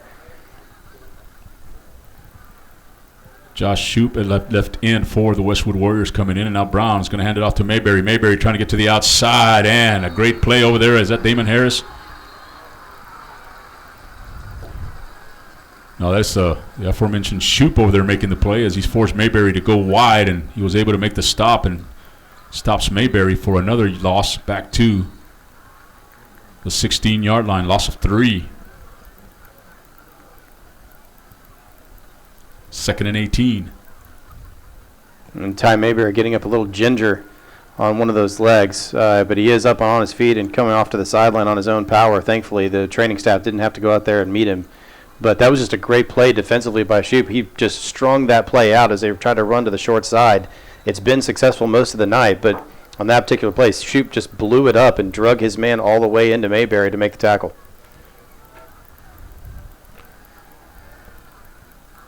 Mayberry a little frustrated as he came off the field.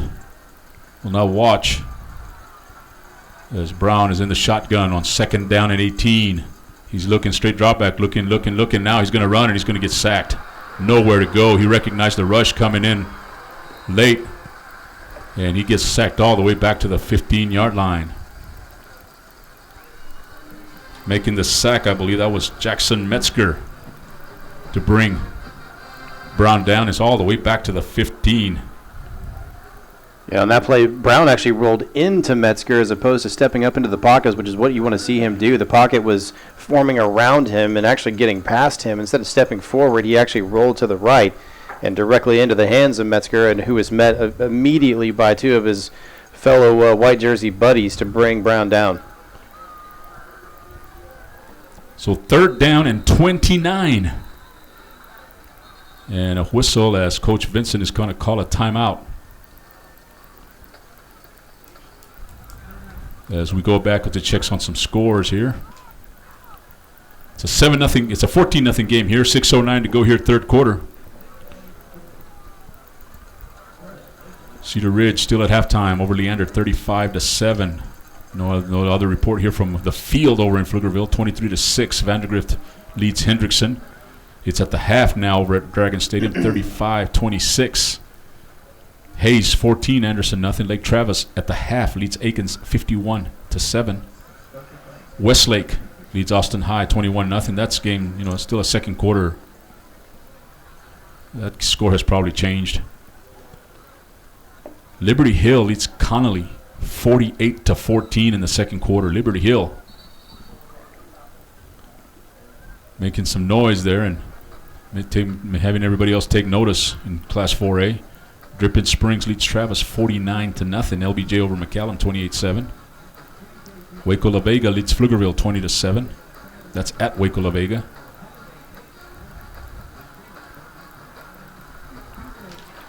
That's the lightning that we were seeing earlier just kind of have this. You can just see it kind of faintly in the background in the horizon, but hopefully it stays away. 3rd down and 29. Thomas in at running back for the Vista Ridge Rangers. Lined up to the right of Brown. 3rd and 29. Brown looking, pressure by Westwood, and now he escapes. He's got a receiver, and it's going to be Jordan Webster at the 28-yard line. 13-yard pickup. It's going to leave him 16 yards short of a 1st down. Oh, it was a 4th down. It was a great job there by Kyle Brown, just getting what he could. I mean, most of his men were covered downfield. He's pressured in the pocket, has to step up. That time does step up in the pocket, and on the run, throws a dart to Jordan Webster, who was almost able to escape his man. I'm not sure if he would have been able to pick up the 1st down, but get what you can on that play. Just move the ball up, and at this point, you're kind of playing the field position game. And he gets Seth Hughes away from his shadow of his own goal line, and he's going to punt it. It's a high punt. Jing. Fair catch is at the 40-yard line, and he lets it drop. There's a flag down. It's going to be a halo violation. As the ball rolls all the way to the 24-yard line, we're going to bring this back and tack on some more penalty yardage here against the Vista Ridge Rangers.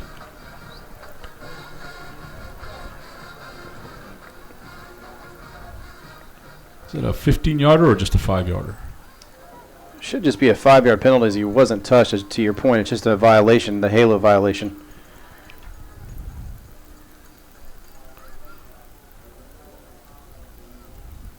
We'd like to thank Scott Elder for joining us at halftime. Elder Mitsubishi Motors, the sponsor of Vista Ridge Rangers football right here on the KMAX Sports Vype Media Network. Gives us a chance to thank Foxhole Culinary Tavern, Mighty Fine Burgers, Fries and Shakes, Randall Jones and Associates, Slotsky's, Summer Moon Coffee, Vista Ridge Family Dentistry, Zaxby's, and Serrano's Cocina y Cantina. Other sponsors here for Vista Ridge Rangers football. Appreciate all their support. As it is going to be marked off. It is a 15-yard penalty. Mark it all the way to the 46-yard line. Yeah, they're going to go ahead and call a personal foul there, as he must have been touched. I think it's just automatic 15 yards because just trying to protect the punt returner there, as he's pretty vulnerable after calling the fair catch. And well, they start in Ranger territory with 5:18 to go, 3rd quarter. Westwood has it 1st and 10 from the 46-yard line.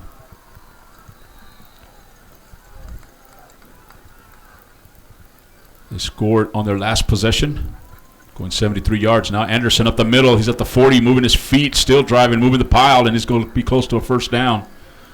But they're going to mark him 2 yards short, 8 yards for the sophomore. 2nd and 2.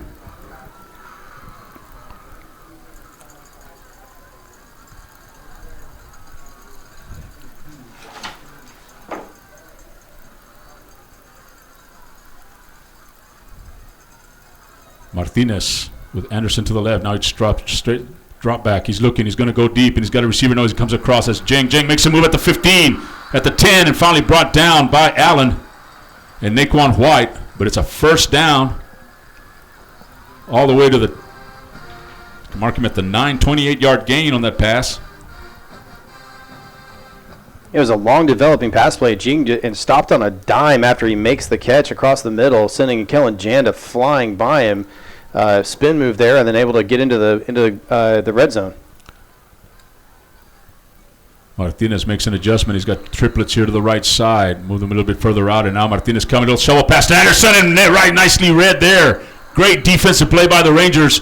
They tried a little shuffle pass. I believe that's number 27. That is Jake Robertson coming up. Is that Jenda? I believe you're right the first time. I think that's Jake Robinson who just stepped up into the middle of the play, was not fooled at all. That play is designed to try to freeze your linebackers and force the over pursuit to one side of the field, and he did not move. He just stood his ground and waited for the play to develop and put a lick on the running back as he was coming across the middle. Great job of just standing him up and driving him back. The forward progress is at the 11-yard line. Loss of 2. Second and goal. He's got Ousley here to the right side. Excuse me, that's number 9. And that's Martinez rolling out to his left. Looking. He's got a receiver wide open. As 2 defenders went to the right side on the flat.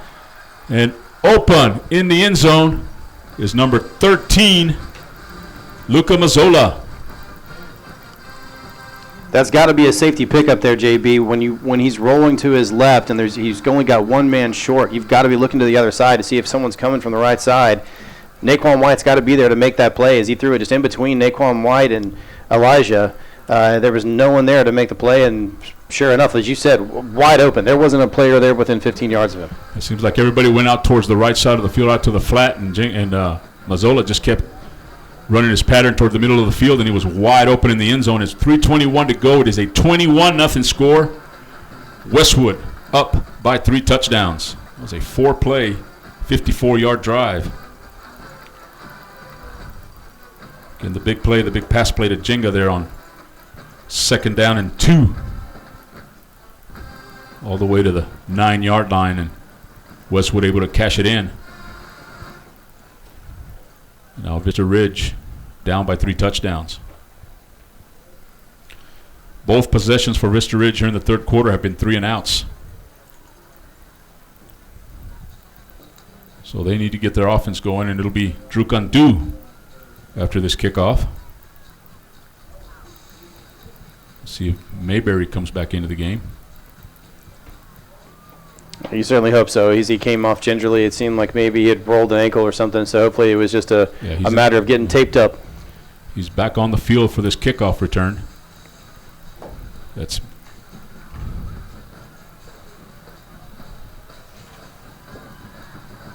this Rashad Haynes back deep along with Mayberry. They're both standing at the 15-yard line. Janda and Jones are the up men along with Spencer Rudd. It's another pooch kick over to the right side. This time Janda will knock it out of bounds. It'll be 1st and 10, Vista Ridge at their own 34-yard line. Mark it at the 33. Smart play there by Janda. As that ball, it was almost coming in, not just a squib. It looked like a knuckleball. Yeah, he kind of took a funny bounce off this artificial turf, and Janda was just able to get between the ball, and the defender, and he knocks it out of bounds. Well, with 3:21 to go here, third quarter, it's a 21-0 game, and Gandu with Mayberry in the backfield. See if they can get something going here in the second half. It was only a 7-0 game at the half.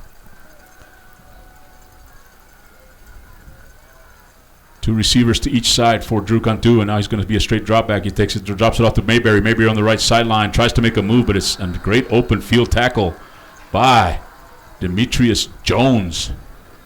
And Mayberry picks up only 2 yards on that pass play. And Jones has had himself a game tonight. He's been one of the big playmakers on defense for Westwood. He came up a little gingerly himself there. That looks like he's favoring that left shoulder after making the big tackle. And Mayberry will finish the run. He will not shy away from contact. Or try to drop kick you and jump over you. Yeah, with both feet. Now Cantu quickly here in the middle, and nice grab, and just taking what the defense gives him is Podolak, and Podolak gets it to the 41-yard line. Gain of 6. 3rd and 2. Here you go, 3rd and manageable if you're Vista Ridge. I mean, it's time for this offense to get something going. Podolak here to the near side. And a whistle. And it's going to be another false start. This is something that should not be happening in the 4th week of the season. Not sure if being the size of the Westwood Warrior defensive line, if Vista Ridge needs to, that little extra step to kind of get the position to block them. And now it's 3rd down and 7 after the 5-yard penalty. That's the 4th one of this half, or third or 4th one of the half. And now Cantu is going to ride Mayberry, and now he's got a receiver open here on the sideline. That is Fogg. Fogg inside Westwood territory will pick up the 1st down as they bring him down at the 47-yard line. Great play there by Cantu. Yeah, and a great play by the offensive line for Vista Ridge. One play after sending them from 3rd and manageable to a long 3rd down, actually creating some time for their quarterback, which we've not seen much of tonight, giving Drew Cantu a great pocket and found Adam Fogg, who was running wide open on the wheel route. So a 17-yard pickup. It's 1st and 10, and now Mayberry is going to keep it. Fake reverse and gets it inside at the 45. He's still on his feet at the 40. And he's going to be dropped down just inside the 40-yard line. Give him 7 yards on that carry. 2nd and 3.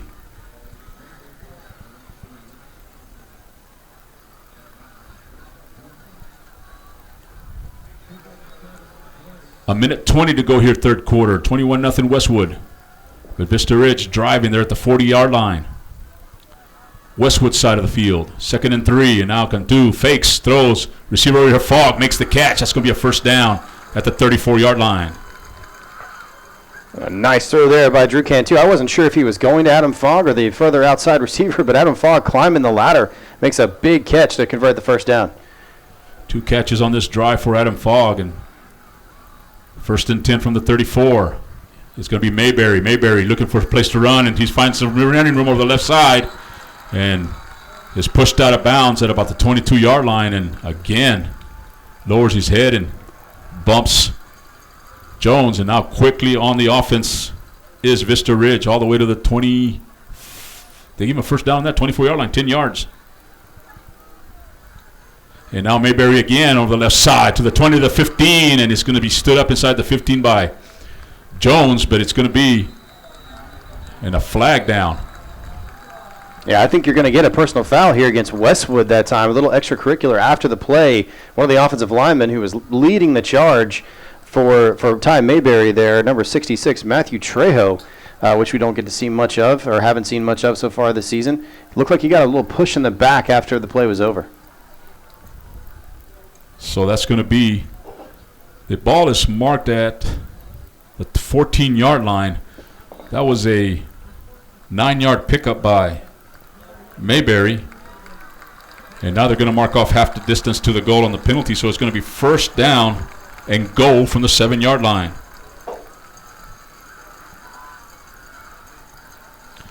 So Vista Ridge getting the false starts 5 yards at a time. Westwood gets a big 15-yarder here on the defense. A little action after the whistle. And now Cantu. He's got Fogg and Mayberry in the backfield. Jones, and he's going to hand it off to Mayberry, trying to look for the corner, and he's going to be dragged out of bounds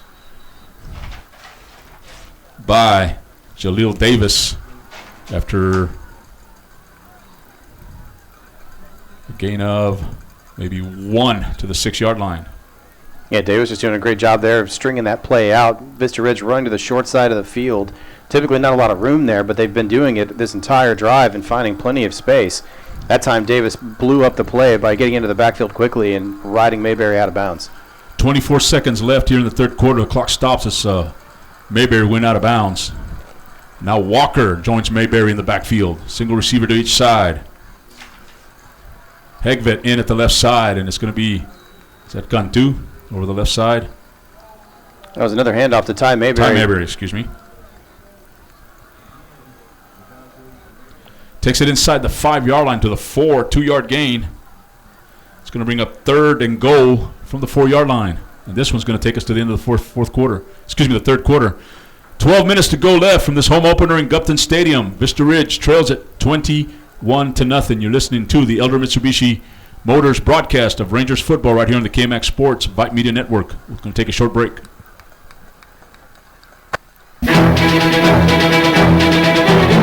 In the battle for barbecue supremacy, warriors pit prime meats, secret sauces, and recipes against one another. Yet one champion stands alone. Rudy's Country Store and Barbecue, in the modern-day vernacular, where bad means good. Rudy's Country Store and Barbecue has the worst barbecue in Texas. Hey, have you liked us on Facebook yet? Whoa, stop right there. Well, why not? Search KMAXSports.com and like us now. 1, 2, 3, hit! More coverage of your high school teams. Let's just say we keep it real. And you know this, man. This is the KMAX Sports Network.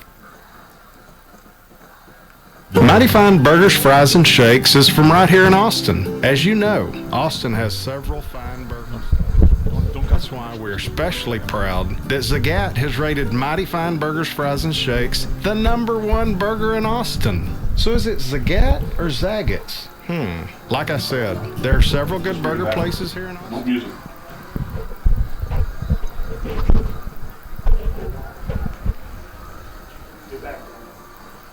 And we come to the start of the fourth quarter. Cantu rolls out to his right, is pressured and looking for a receiver in the end zone. I believe that was Webster he was trying to connect with. No, excuse me, that was Messner. And the ball falls incomplete. It's going to bring up 4th down and goal from the 4-yard line. And Cantu had a little more time on that play. If he had just waited a little longer, he had a receiver streaking across the middle. I think he felt a little hurried. He's been pressured most of the night tonight and tried to fit one into the corner.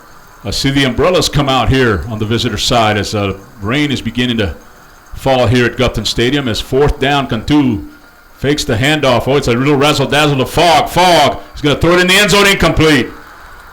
It was a great play call, kind of reminiscent of last night with Baker Mayfield making the 2-point conversion, but Fogg throws it a little bit high and just too much traffic in the backfield, and players bump into each other. Took long to develop, and it's going to bring a turnover on downs on the incomplete pass by Fogg. Yeah, Fogg gets rid of that quickly after the reverse pitch. He's got Cantu wide open in the end zone, but with it as long as it did, he wasn't able to hit him. As the power just flickered here in the press box, so might have storms around us. But it's 1st and 10 Westwood. As there's a power outage. Everything went dark around us, huh? Or was that the way it was before? I hadn't noticed. No, pretty dark. Looking out to the southeast, it's definitely the power is out in a couple of these neighborhoods. So Martinez handing it off. It's going to be a loss on that play as Westwood has the ball 1st and 10 at their 4-yard line. And that was number 21 on the carry. Mario Debs, he loses a yard back to the 3-yard line. 2nd and 11 for Westwood. Twins to each side. Debs in the backfield with Martinez. And now they're going to try to blitz Martinez. And Martinez is going to go deep. And it's got a receiver diving for it. Incomplete. What a great effort made by the Westwood receiver. Allen on the coverage. That was number 3. Lyndon Jones diving for it. But just out of his reach. Great coverage there by Allen. It's going to bring up 3rd and 11. And we're saying that several times tonight. Even Allen doing a fantastic job staying with his man. And even though it looked as though he was beat on that play on the post route, just sticks with him, goes up and ensures that he can't make the catch, knocking it out of his hands at the last second. Again, Vista Ridge bringing in a linebacker from the outside. Twins again to each side here for Westwood. Motion is Jing to the left. Cantu rolling to his left. Looking. Throws wide open. Is a receiver. He's at the 30. He's at midfield. And he stopped to see if there was anybody behind him. That is number 8, Damon Harris. And Naquan White finally brings him down. But that is a big play by the Westwood Warriors all the way to the Vista Ridge 40-yard line. And a complete busted coverage again as 2 different players, 2 DBs, went to the same side, leaving the middle wide open. 57 yards on that pass play. First down. Now Martinez is going to go for it all, and it is going to be intercepted by Allen. Back at the 10. He's at the 20-yard line, looking for some blocks. Bring it to 25, goes up the middle and finally brought down at the 28-yard line, and a flag down. Back at the 36-yard line, good 10, 15 yards away from the play. It's going to be unsportsmanlike conduct against somebody, obviously. But again, even Allen just giving no space to his receiver that he's covering. They continue to try to go his direction. He is having a phenomenal night and caps it off there with a big interception for the Rangers and getting it back into the hands of his offense. Is that the first turnover for either team tonight? It is the first turnover of the night.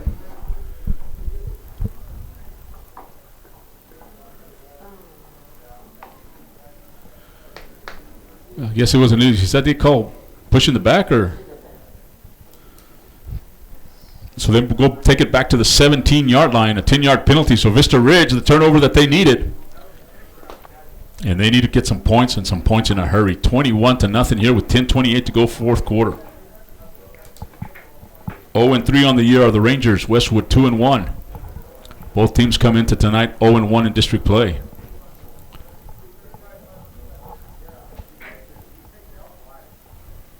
So Kyle Brown will now lead the offense for Coach Vincent. And he's got triplets here to the near side. Brown, back to pass. Straight drop back, looking. He's got a receiver up the middle. That is Fogg right through his hands. Incomplete. Yeah, he's got Fogg there for a first down. If he can get it to him, put it right on the numbers, and somehow that just sneaks through Fogg's hands.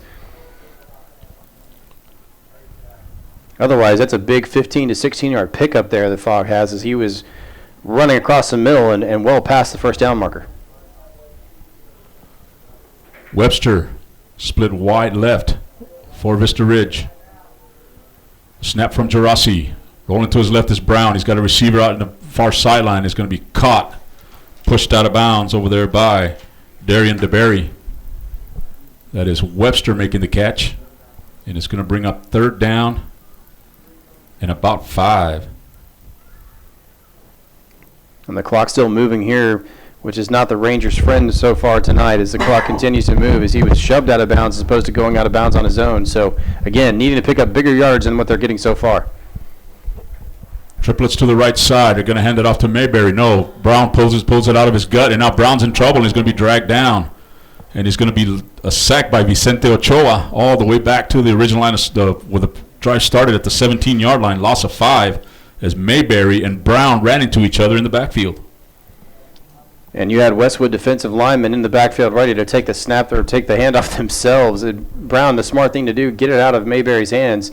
But as soon as he does, he pulls away and has tackled himself for a big loss. And, again, this has been the struggle for Vista Ridge, is getting any kind of momentum going on offense.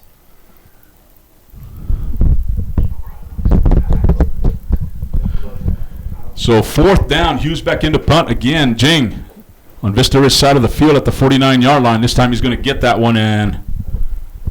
Well, he calls a quick fair catch, or I'm just missing it. But at the 47-yard line, it's fair caught there. And Westwood in excellent field position here at the Vista Ridge 47-yard line. 9 minutes to go here.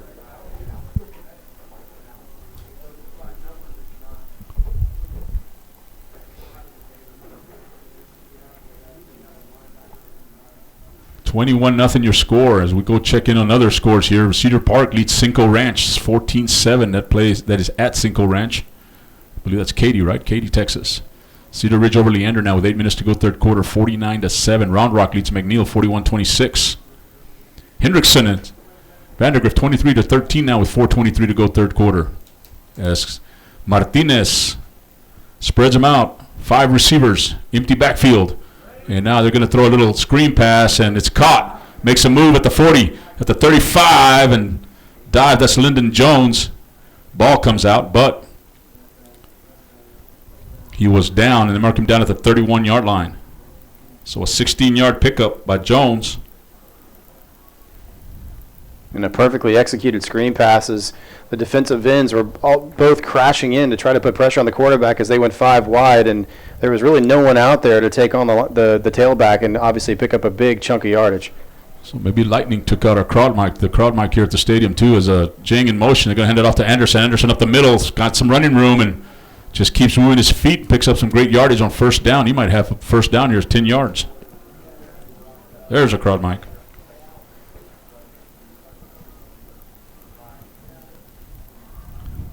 Back-to-back first downs here for the Warriors. 8:12 to go fourth quarter. 2nd and 1. Give him 9 yards.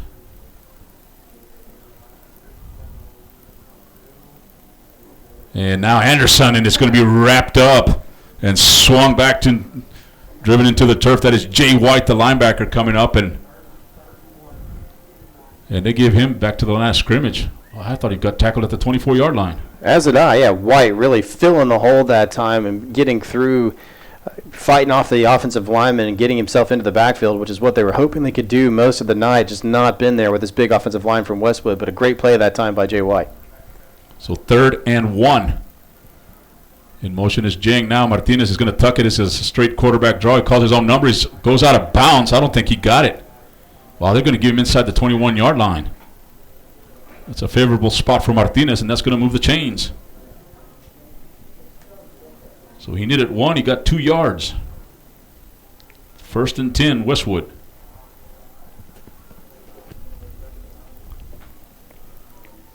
Clock's is Vista Ridge enemy right now, 7:25. It's stopped right now as the runner went out of bounds. And now Westwood is going to try to use the entire play clock here. Can't remember the last time it was at 10 seconds. And now Debs in motion to the right side, empty backfield, and now they're going to throw a flag here on the right side, and the pass is caught. That is Damon Harris, but this one's coming back. I think it was illegal motion against the offense. Yeah, I think you're right, JB. I think you've got 2 men in motion on that play, and so this is probably coming back.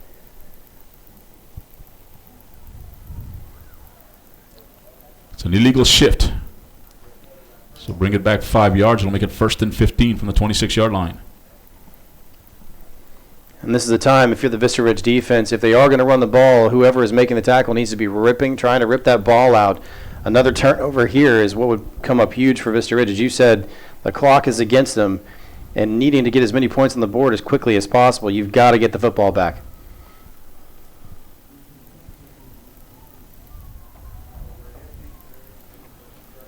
And Martinez comes out, and he's got 3 receivers. He's going to put 5 receivers out in this pass route as Jing and Jones here to the near side. 3 up top. Anderson, the running back, in the inside slot position.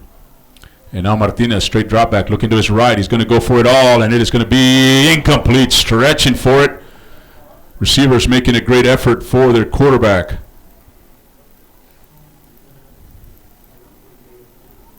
Jing, the intended receiver. He's going to bring up 2nd and 15. Excuse me, that was number 13, Luca Mazzola. And Elijah Jones switching over to in that strong safety position, trying to catch up to him as Jing was running free there in the middle of the field. 2nd and 15. Well, the umbrellas quickly were put away now as the rain has stopped. Maybe just a little sprinkle here. And Martinez will have to walk over to the sideline as Westwood, Coach Woods, calls a timeout.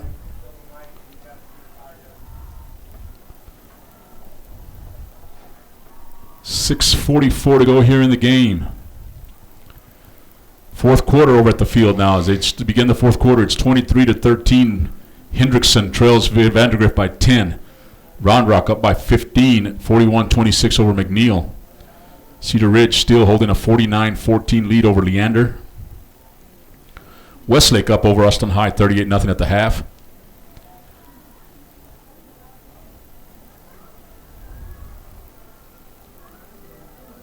Still 14-7 Cedar Park over Cinco Ranch. Lake Travis still at halftime, 51-7. The last report. Liberty Hill 61-21 at the half over Connolly. Wow. That slot T offense eating up a lot of yards and scoring a lot of points over for the Liberty Hill Panthers. Hayes 14-0 over Anderson. Dripping Springs 49-0 over Travis. As we have 2nd and 15. Again, 5 receivers will be out. And the pattern here for Martinez and the Westwood Warriors at the Vista Ridge 27-yard line. They lead by 3 touchdowns. Jang in motion to the right side. Now Martinez rolls to his right, looking. He's got a receiver right in the middle of the field, wide open. And he's going to just walk into the end zone.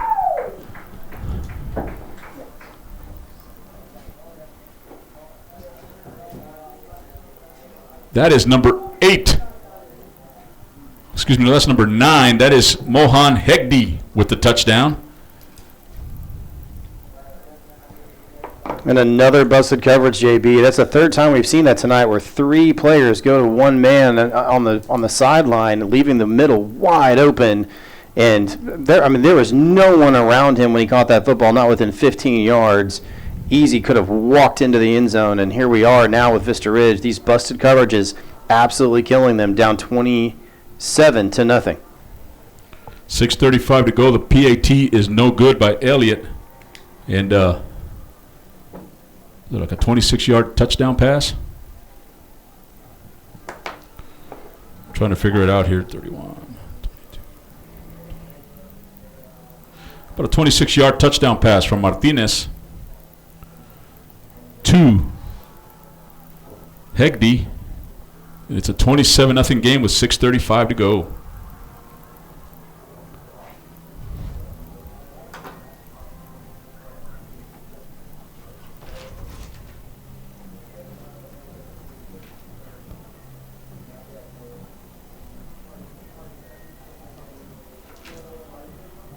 As Elliott will kick it off. Again, Haynes and Mayberry back deep for the Vista Ridge Rangers. And it's another pooch kick, and it's going to be out of bounds. Jones and Janda coming up to try to catch it, but it's almost like they're trying to throw it here. As you can see, the 2 inmen here, defenders Connor Cooper and number 5, Nathan Potter, just hustling down there, trying to see if they can just run underneath that one and just steal it. Absolutely. No, and that's exactly what it's designed to do, is just take advantage of you not, or your players not paying attention or not being put in the right position. And that time, again, it was a crazy spin on that ball as it was headed out of bounds. Benefit for Vista Ridge is it carried too far and went out of bounds, but if it doesn't, one of those players is going to be Johnny on the spot and potentially get that ball again. So Vista Ridge with excellent field position at the 41-yard line. And it's Cantu back in at quarterback. Jones here to the near side. Cantu straight drop back. Great protection. A lot of time. He's got a receiver up the middle. And that is Jones coming across and making the catch to the Westwood 46-yard line. 13-yard pickup. Kyle Brown just has, or Cantu showing off his arm as well. We talked about Kyle Brown's arm, but Cantu absolutely slinging it tonight. And quickly they line up. Hurry up offense. Here to the sideline, and Jones is going to be pushed out of bounds at the 35, gain of 11. First down, Vista Ridge. So back-to-back throws to Jones, picking up 24 yards. At the 35-yard line, 1st and 10 Rangers, triplets to the left side. Jones here to the near side. Mayberry in the backfield, fake to Mayberry. Cantu looking. He's got a receiver coming across. Stretching out to try to make the catch is Podolak. But Cantu leads him a little bit too much, and it's going to be 2nd and 10 at the 35-yard line as the pass falls incomplete. Yeah, and so far in this drive, the offensive line doing a fantastic job creating great pockets for Drew Cantu. He had all the time in the world and plenty of space to step up into the pocket and make a throw, and he slung that one too. It was a very hard throw, but just out of the reach of Nick Podolak. Cross is going to come in for Jones, and he's going to line up into the near side. And was there a flag? Looks like they're going to mark off some penalty against Westwood. It's going to be a big one too. Well, 10-yard penalty against the Westwood defense gives Vista Ridge a 1st down and 10 at the 25-yard line.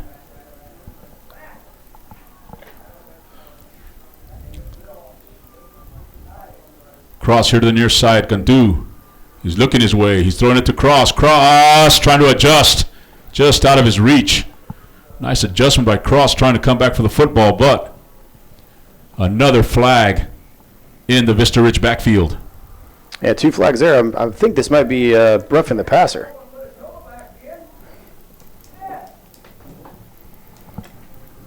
So both referees seeing the same thing, holding against Vista Ridge. So they bring him back 10 yards. Now it's 1st and 20 from the 35-yard line. Yeah, it looked to me as though the defensive lineman, after Cantu had let go of the ball, actually reached up and got Cantu in the helmet. I just assumed that's what the penalty was going to be for, but apparently held as he was on his way back there. So Cantu over here to Walker. Walker got down the sideline at the 30 and quickly gets 9 yards back of the 10-yard penalty. It'll be 3rd down and 11. Excuse me, 2nd down and 11.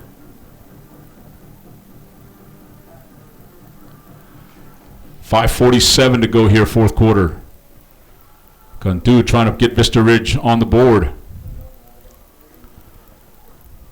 And now great protection. Looking, the pocket. The protection breaks. Now he's rolling to his right. He's just going to have to throw it away. And a flag down. Could be defensive holding. Yeah, I think they're going to catch number 23, Darian DeBerry, for holding the receiver there on the sidelines. He was trying to come back to the ball, create space for Cantu to throw it over there to him as the pocket broke down, and he didn't allow him to move off the sideline.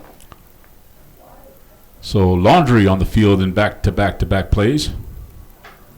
And that's going to give Vista Ridge a 1st down as they're going to mark off. 10 yards.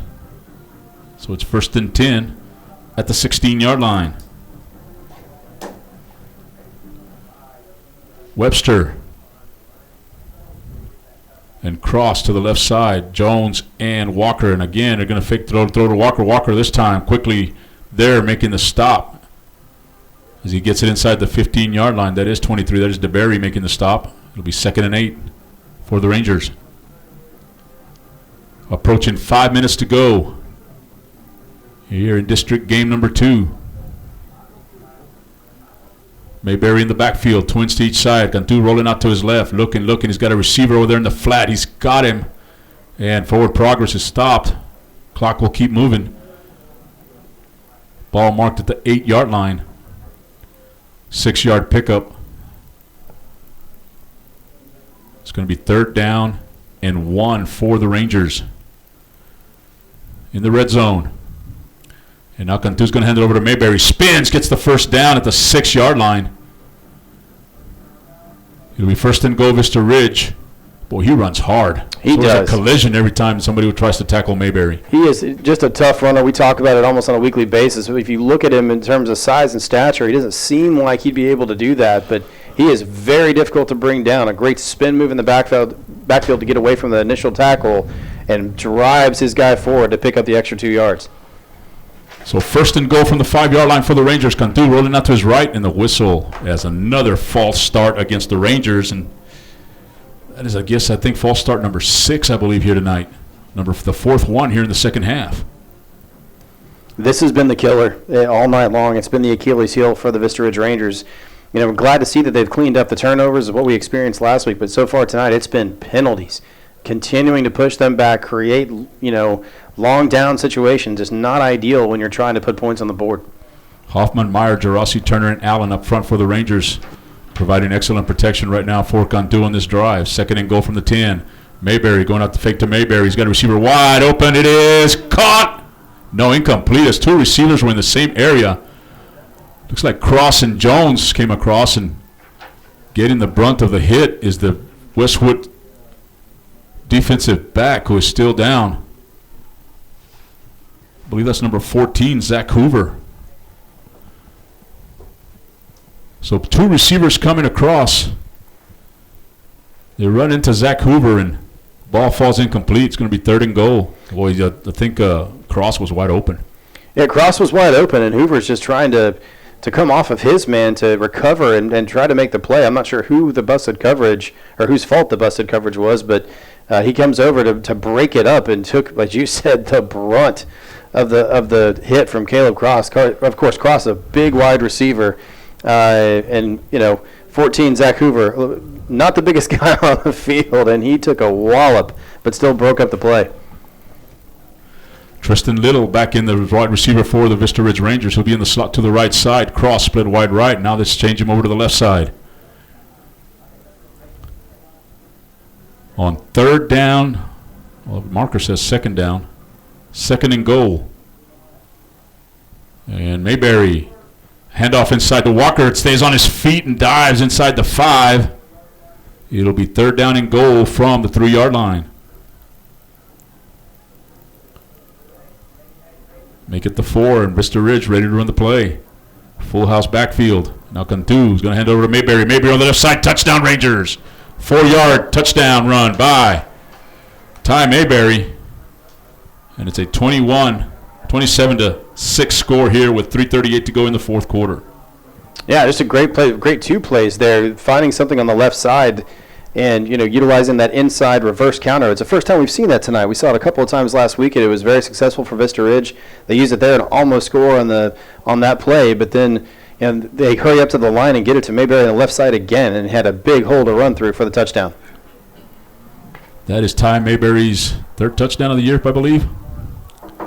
As it is a 27-7 score now with 3:38 left here in the fourth quarter. Again, we'd like to thank Scott Elder coming in at halftime talking about Elder Mitsubishi and the comeback Mitsubishi is having in the automotive world. And again, Foxhole Culinary Tavern, Mighty Fine Burgers, Fries, and Shakes, Randall Jones and Associates, Schlotzky's, Summer Moon Coffee, Vista Ridge Family Dentistry, Zaxby's, and Serrano's Cocina y Cantina. Sponsors here for Vista Ridge Rangers football here for 2018. As we take a look at the scoreboard, Cinco Ranch has cut it to 1, 14-13 in the fourth quarter. 1:41 to go down in Katy. Vandergrift still leads Hendrickson. 10.5 minutes to go there. It is now 26-13. Cedar Ridge 56-14 over Leander. Round Rock has now extended their lead over McNeil 47-34. Well, at least McNeil came back and scored a touchdown. Rouse losing to A&M Consolidated 35-9. Westlake up over Austin High 40-0. Still 51-7 at the half. The last report we have on the Lake Travis Aiken score. Again, Liberty Hill 61 points at the half against Connolly. As Hughes will tee it off from the 40-yard line. And here you go. Here comes the onside kick from Vista Ridge, and you and I both know with 3:38 left to go in the game, anything can happen in Texas high school football. And the hands team for the Westwood Warriors up front, and now they're going to kick it, but timeout by Coach Woods and the Westwood staff as they come out on the field. So timeout Westwood. One timeout left for Westwood is at their final timeout.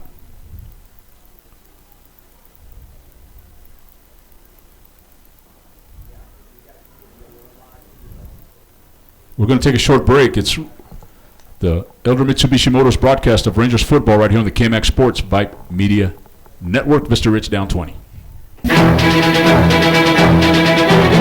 In the battle for barbecue supremacy, warriors pit prime meats, secret sauces, and recipes against one another.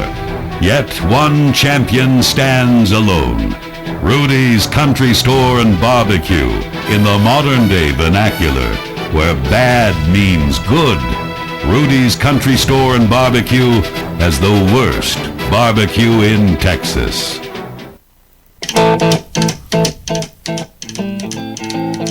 And welcome back to La Gupton here at Cedar Park. 3:38 to go, fourth quarter. Vista Ridge lining up for an onside kick after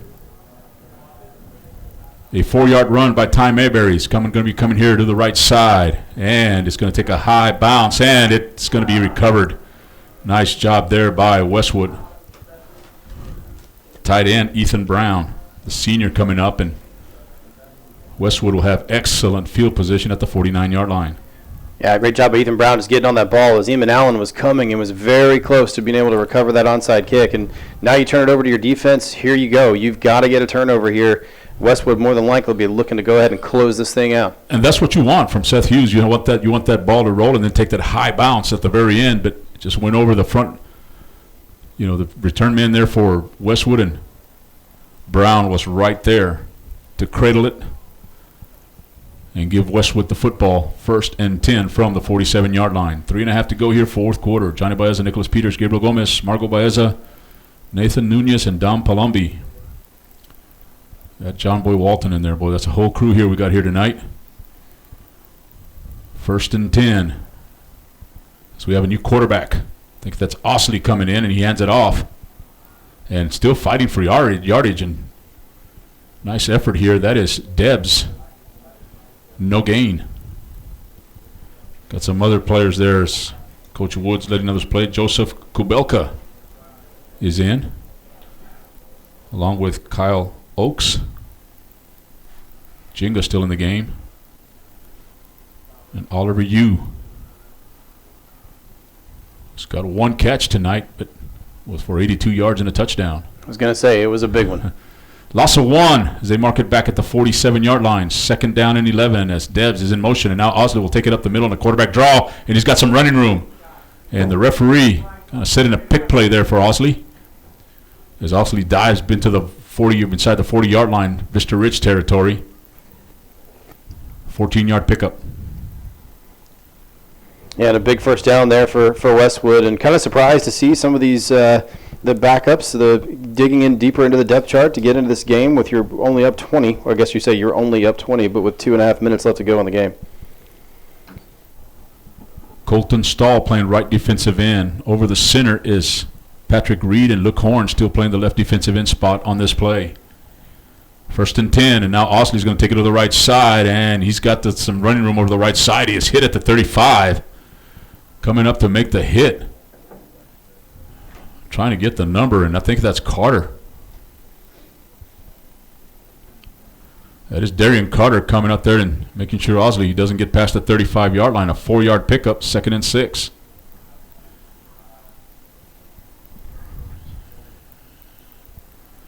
Carter, White.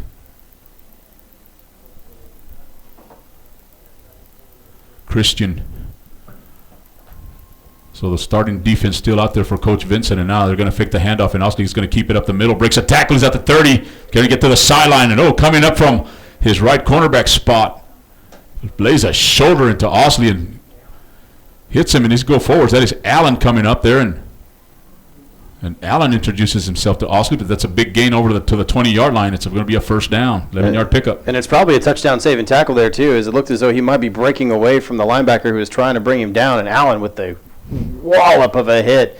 And he's had himself a game tonight. It's not going to show up on the scoreboard, obviously, in favor of Vista Ridge, but he has had a phenomenal game. 60 seconds to go here in the fourth quarter.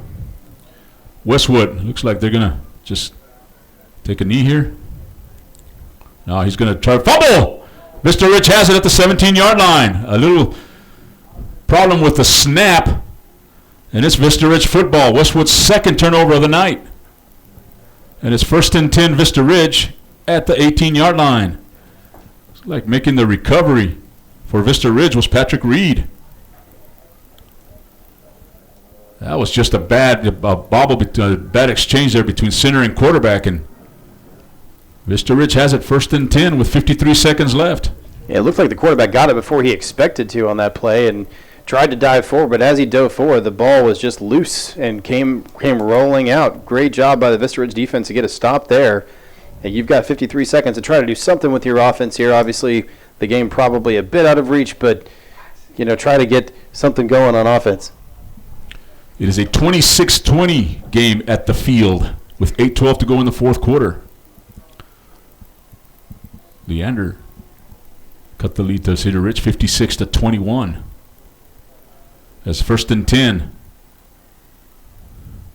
And it's Cantu coming back out, and he throws it. It looks like that was going to be the little hook and lateral right there as Walker was coming around, but the pass broken up, cross. And it looks like they got a flag, so it's going to be pass interference against Westwood. So it'll be 1st and 10 from the 27-yard line. Boy, it looked like Walker also had the left sideline. He did. Clear. If Polak's able to make that catch and flip it over to him, that could have easily been a touchdown. There was no one else back. The safety's not going to be able to recover and get over there, not with Walker's speed.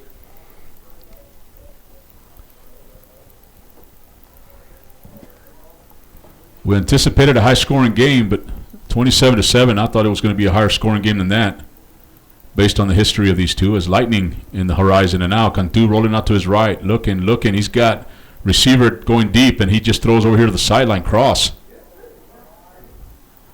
As he is just grabbed around the helmet and just slung out of bounds by Ben Jensen. No flag at the 41-yard line, 1st and 10 Rangers. Yeah, the coaching staff screaming for a late hit flag there as Cross had stepped out of bounds before the defensive back grabbed him by the helmet and tried to sling him to the ground. Kind of surprised that we don't see another yellow there on the field.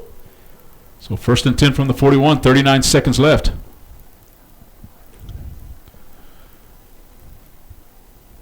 Yes, Cantu takes the snap over to the right side. He's got a receiver Cross. Oh, just a little bit behind him.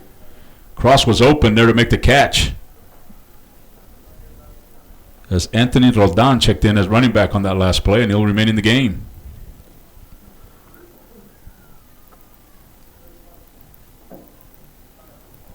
Caleb Cross had a pretty good game against McNeil. Showed the coaches what he can do, and he's been getting some more playing time here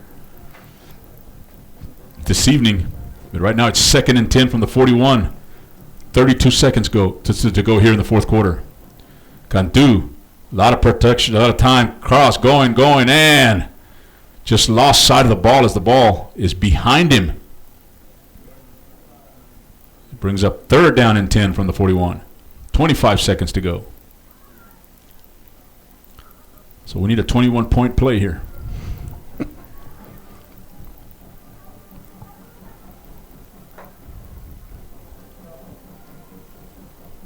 As they're going to send Tristan Little.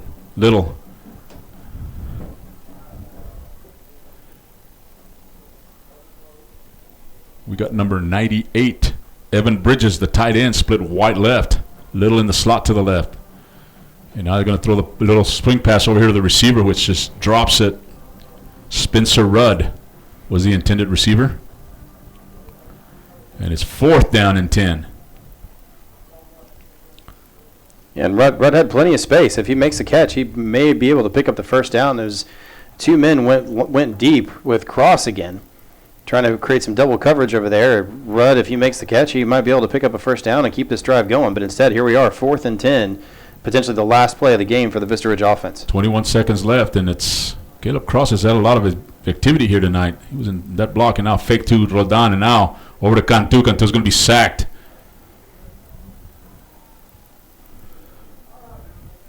As Avery Allen just grabs a defender and just swings him around. That is number 30. Don't have a number 30 in Westwood's roster.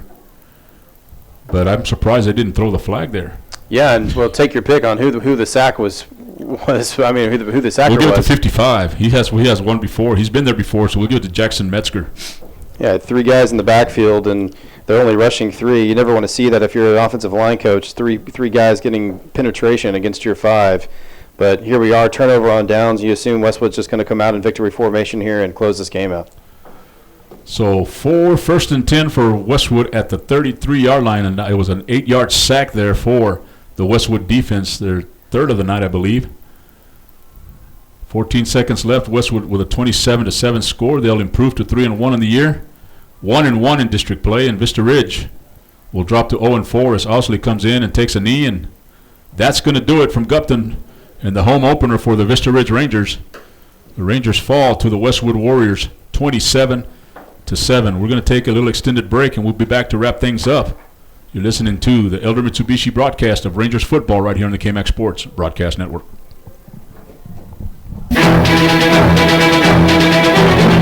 In the battle for barbecue supremacy, warriors pit prime meats, secret sauces, and recipes against one another. Yet one champion stands alone. Rudy's Country Store and Barbecue, in the modern-day vernacular, where bad means good. Rudy's Country Store and Barbecue has the worst barbecue in Texas. Mighty Fine Burgers, Fries, and Shakes is from right here in Austin. As you know, Austin has several fine burger establishments. That's why we're especially proud that Zagat has rated Mighty Fine Burgers, Fries, and Shakes the #1 burger in Austin. So is it Zagat or Zagat's? Like I said, there are several good burger places here in Austin. But as you know, there's good and then there's Mighty Fine. Mighty Fine Burgers, Fries, and Shakes. 2, 3, hit! More coverage of your high school teams. Let's just say we keep it real. And you know this, man. This is the KMAX Sports Network. From West Texas all the way to the bayou and all points in between. I saw miles and miles of Texas. This is the KMAX Sports Network, bringing your teams to you.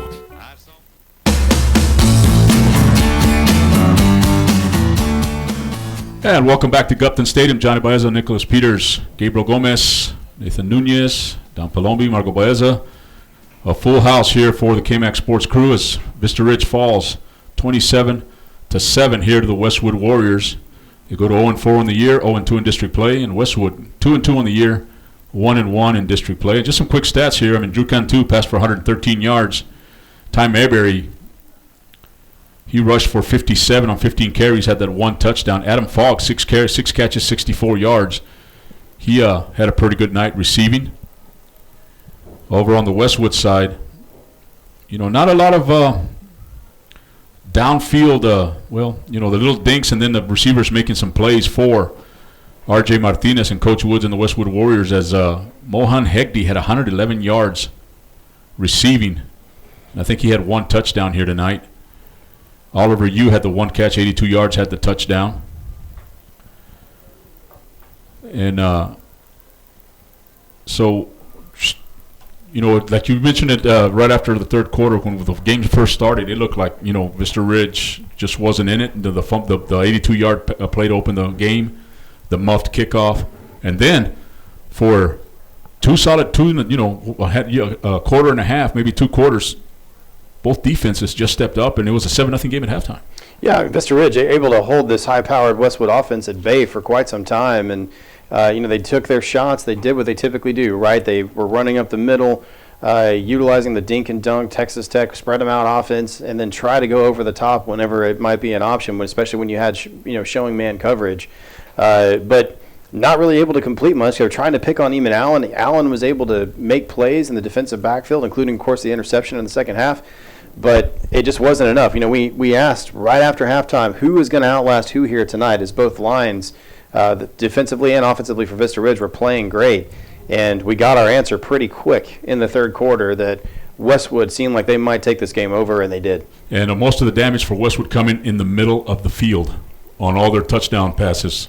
It was just attacking the middle of the field, and they were wide open. I mean, they were just short passes, but the middle was wide open, and they were running to pay dirt. And there was a lot of busted coverage. The linebackers for Vista Ridge obviously challenged tonight, having to play in coverage quite a bit, more so than they typically do with most of the teams they played this season.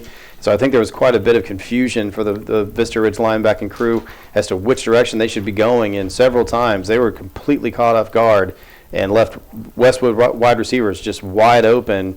As you said, plenty of space to run in if they were getting a short pass to run, or a couple of times we saw touchdowns in the end zone because too many players were flowing to the same receiver. And on the offensive side for Vista Ridge, you saw them continue to sustain some drives, continue to pick up first downs, driving the football, but a false start here, a incomplete pass there, and they just were unable to complete the drives, and there was a nice drive there at the end for the 27-7 final score here, but they need to start finishing some of these drives. And again, unofficially, they had under 50 yards rushing tonight, so that has to change for Vista Ridge for them to be able to be successful too. Especially as you head into the rest of this district and start playing teams like Vandergrift, like Hendrickson, like Stony Point, bigger defensive lines. They are going to do everything they can to stop the run. That's going to be their game approach for virtually every game, but especially against this Vista Ridge offense. And again, the tale of the night too was we've recovered from the turnover bug that seems to have passed over this Vista Ridge football team, but tonight it was penalty after penalty, and there were several that killed drives, pushed them back when they had short yardage to gain on second and third down. And that will, shooting yourself in the foot like that will ruin your offensive production. And Vista Ridge will be at Vandergrift next week, as we'll have that game also here on KMAX Sports Vype Media Network. Kickoff is at 7 p.m. And just to check around the 13-6A, final here, 27-7. Cedar Ridge leads Leander 56-21. They're still early in the fourth quarter, the last report we have. Vandergrift and Hendrickson, 5 minutes left in the fourth quarter, 26-20 Vandergrift. And Vandergrift wins. They're 2-0, and they've beaten two of the top teams in the district. It's a statement game for both of those teams, and whoever comes out on top tonight is obviously going to have the lead in this district. And right now, Vandergrift seeming to put their stamp on things, especially after their comeback win last week, which was incredible in the fourth quarter. And here they are sticking it to Hendrickson at Hendrickson. Yeah, at their home field. And Lake Travis leads Aikens 51-7 in the fourth quarter. Westlake over Austin High 40-0 in the third quarter. Round Rock and McNeil, that's a shootout, 47-34 in the third quarter. That's a high-scoring game. We saw McNeil play last week, and McNeil, once their offense gets going, they're pretty hard to stop. They are, absolutely. They can put a lot of points on the board in a hurry, as we saw last week.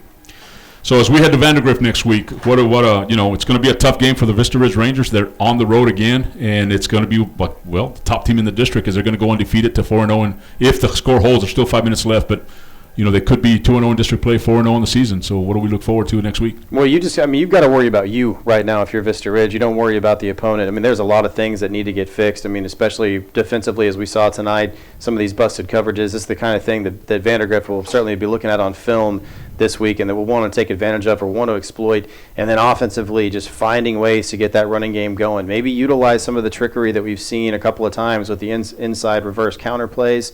But something to get Ty Mayberry going, because right now they're not a strong passing team right now, so you've got to rely heavily on the run. And we've seen if they're focused on Ty Mayberry and he can get some holes or get some space to run through, he can be take you to pay dirt. He is an absolute worker on offense.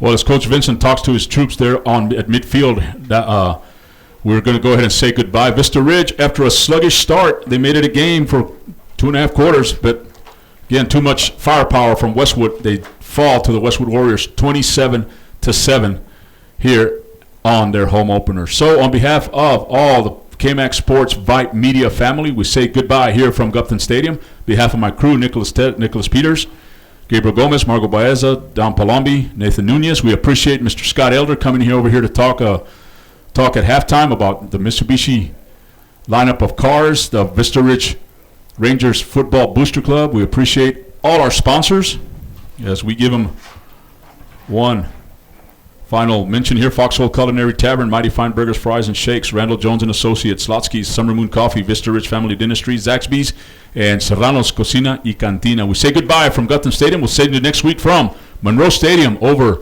at Vandergrift High School. Everybody have a great weekend and stay dry. This is the KMAX Sports Network.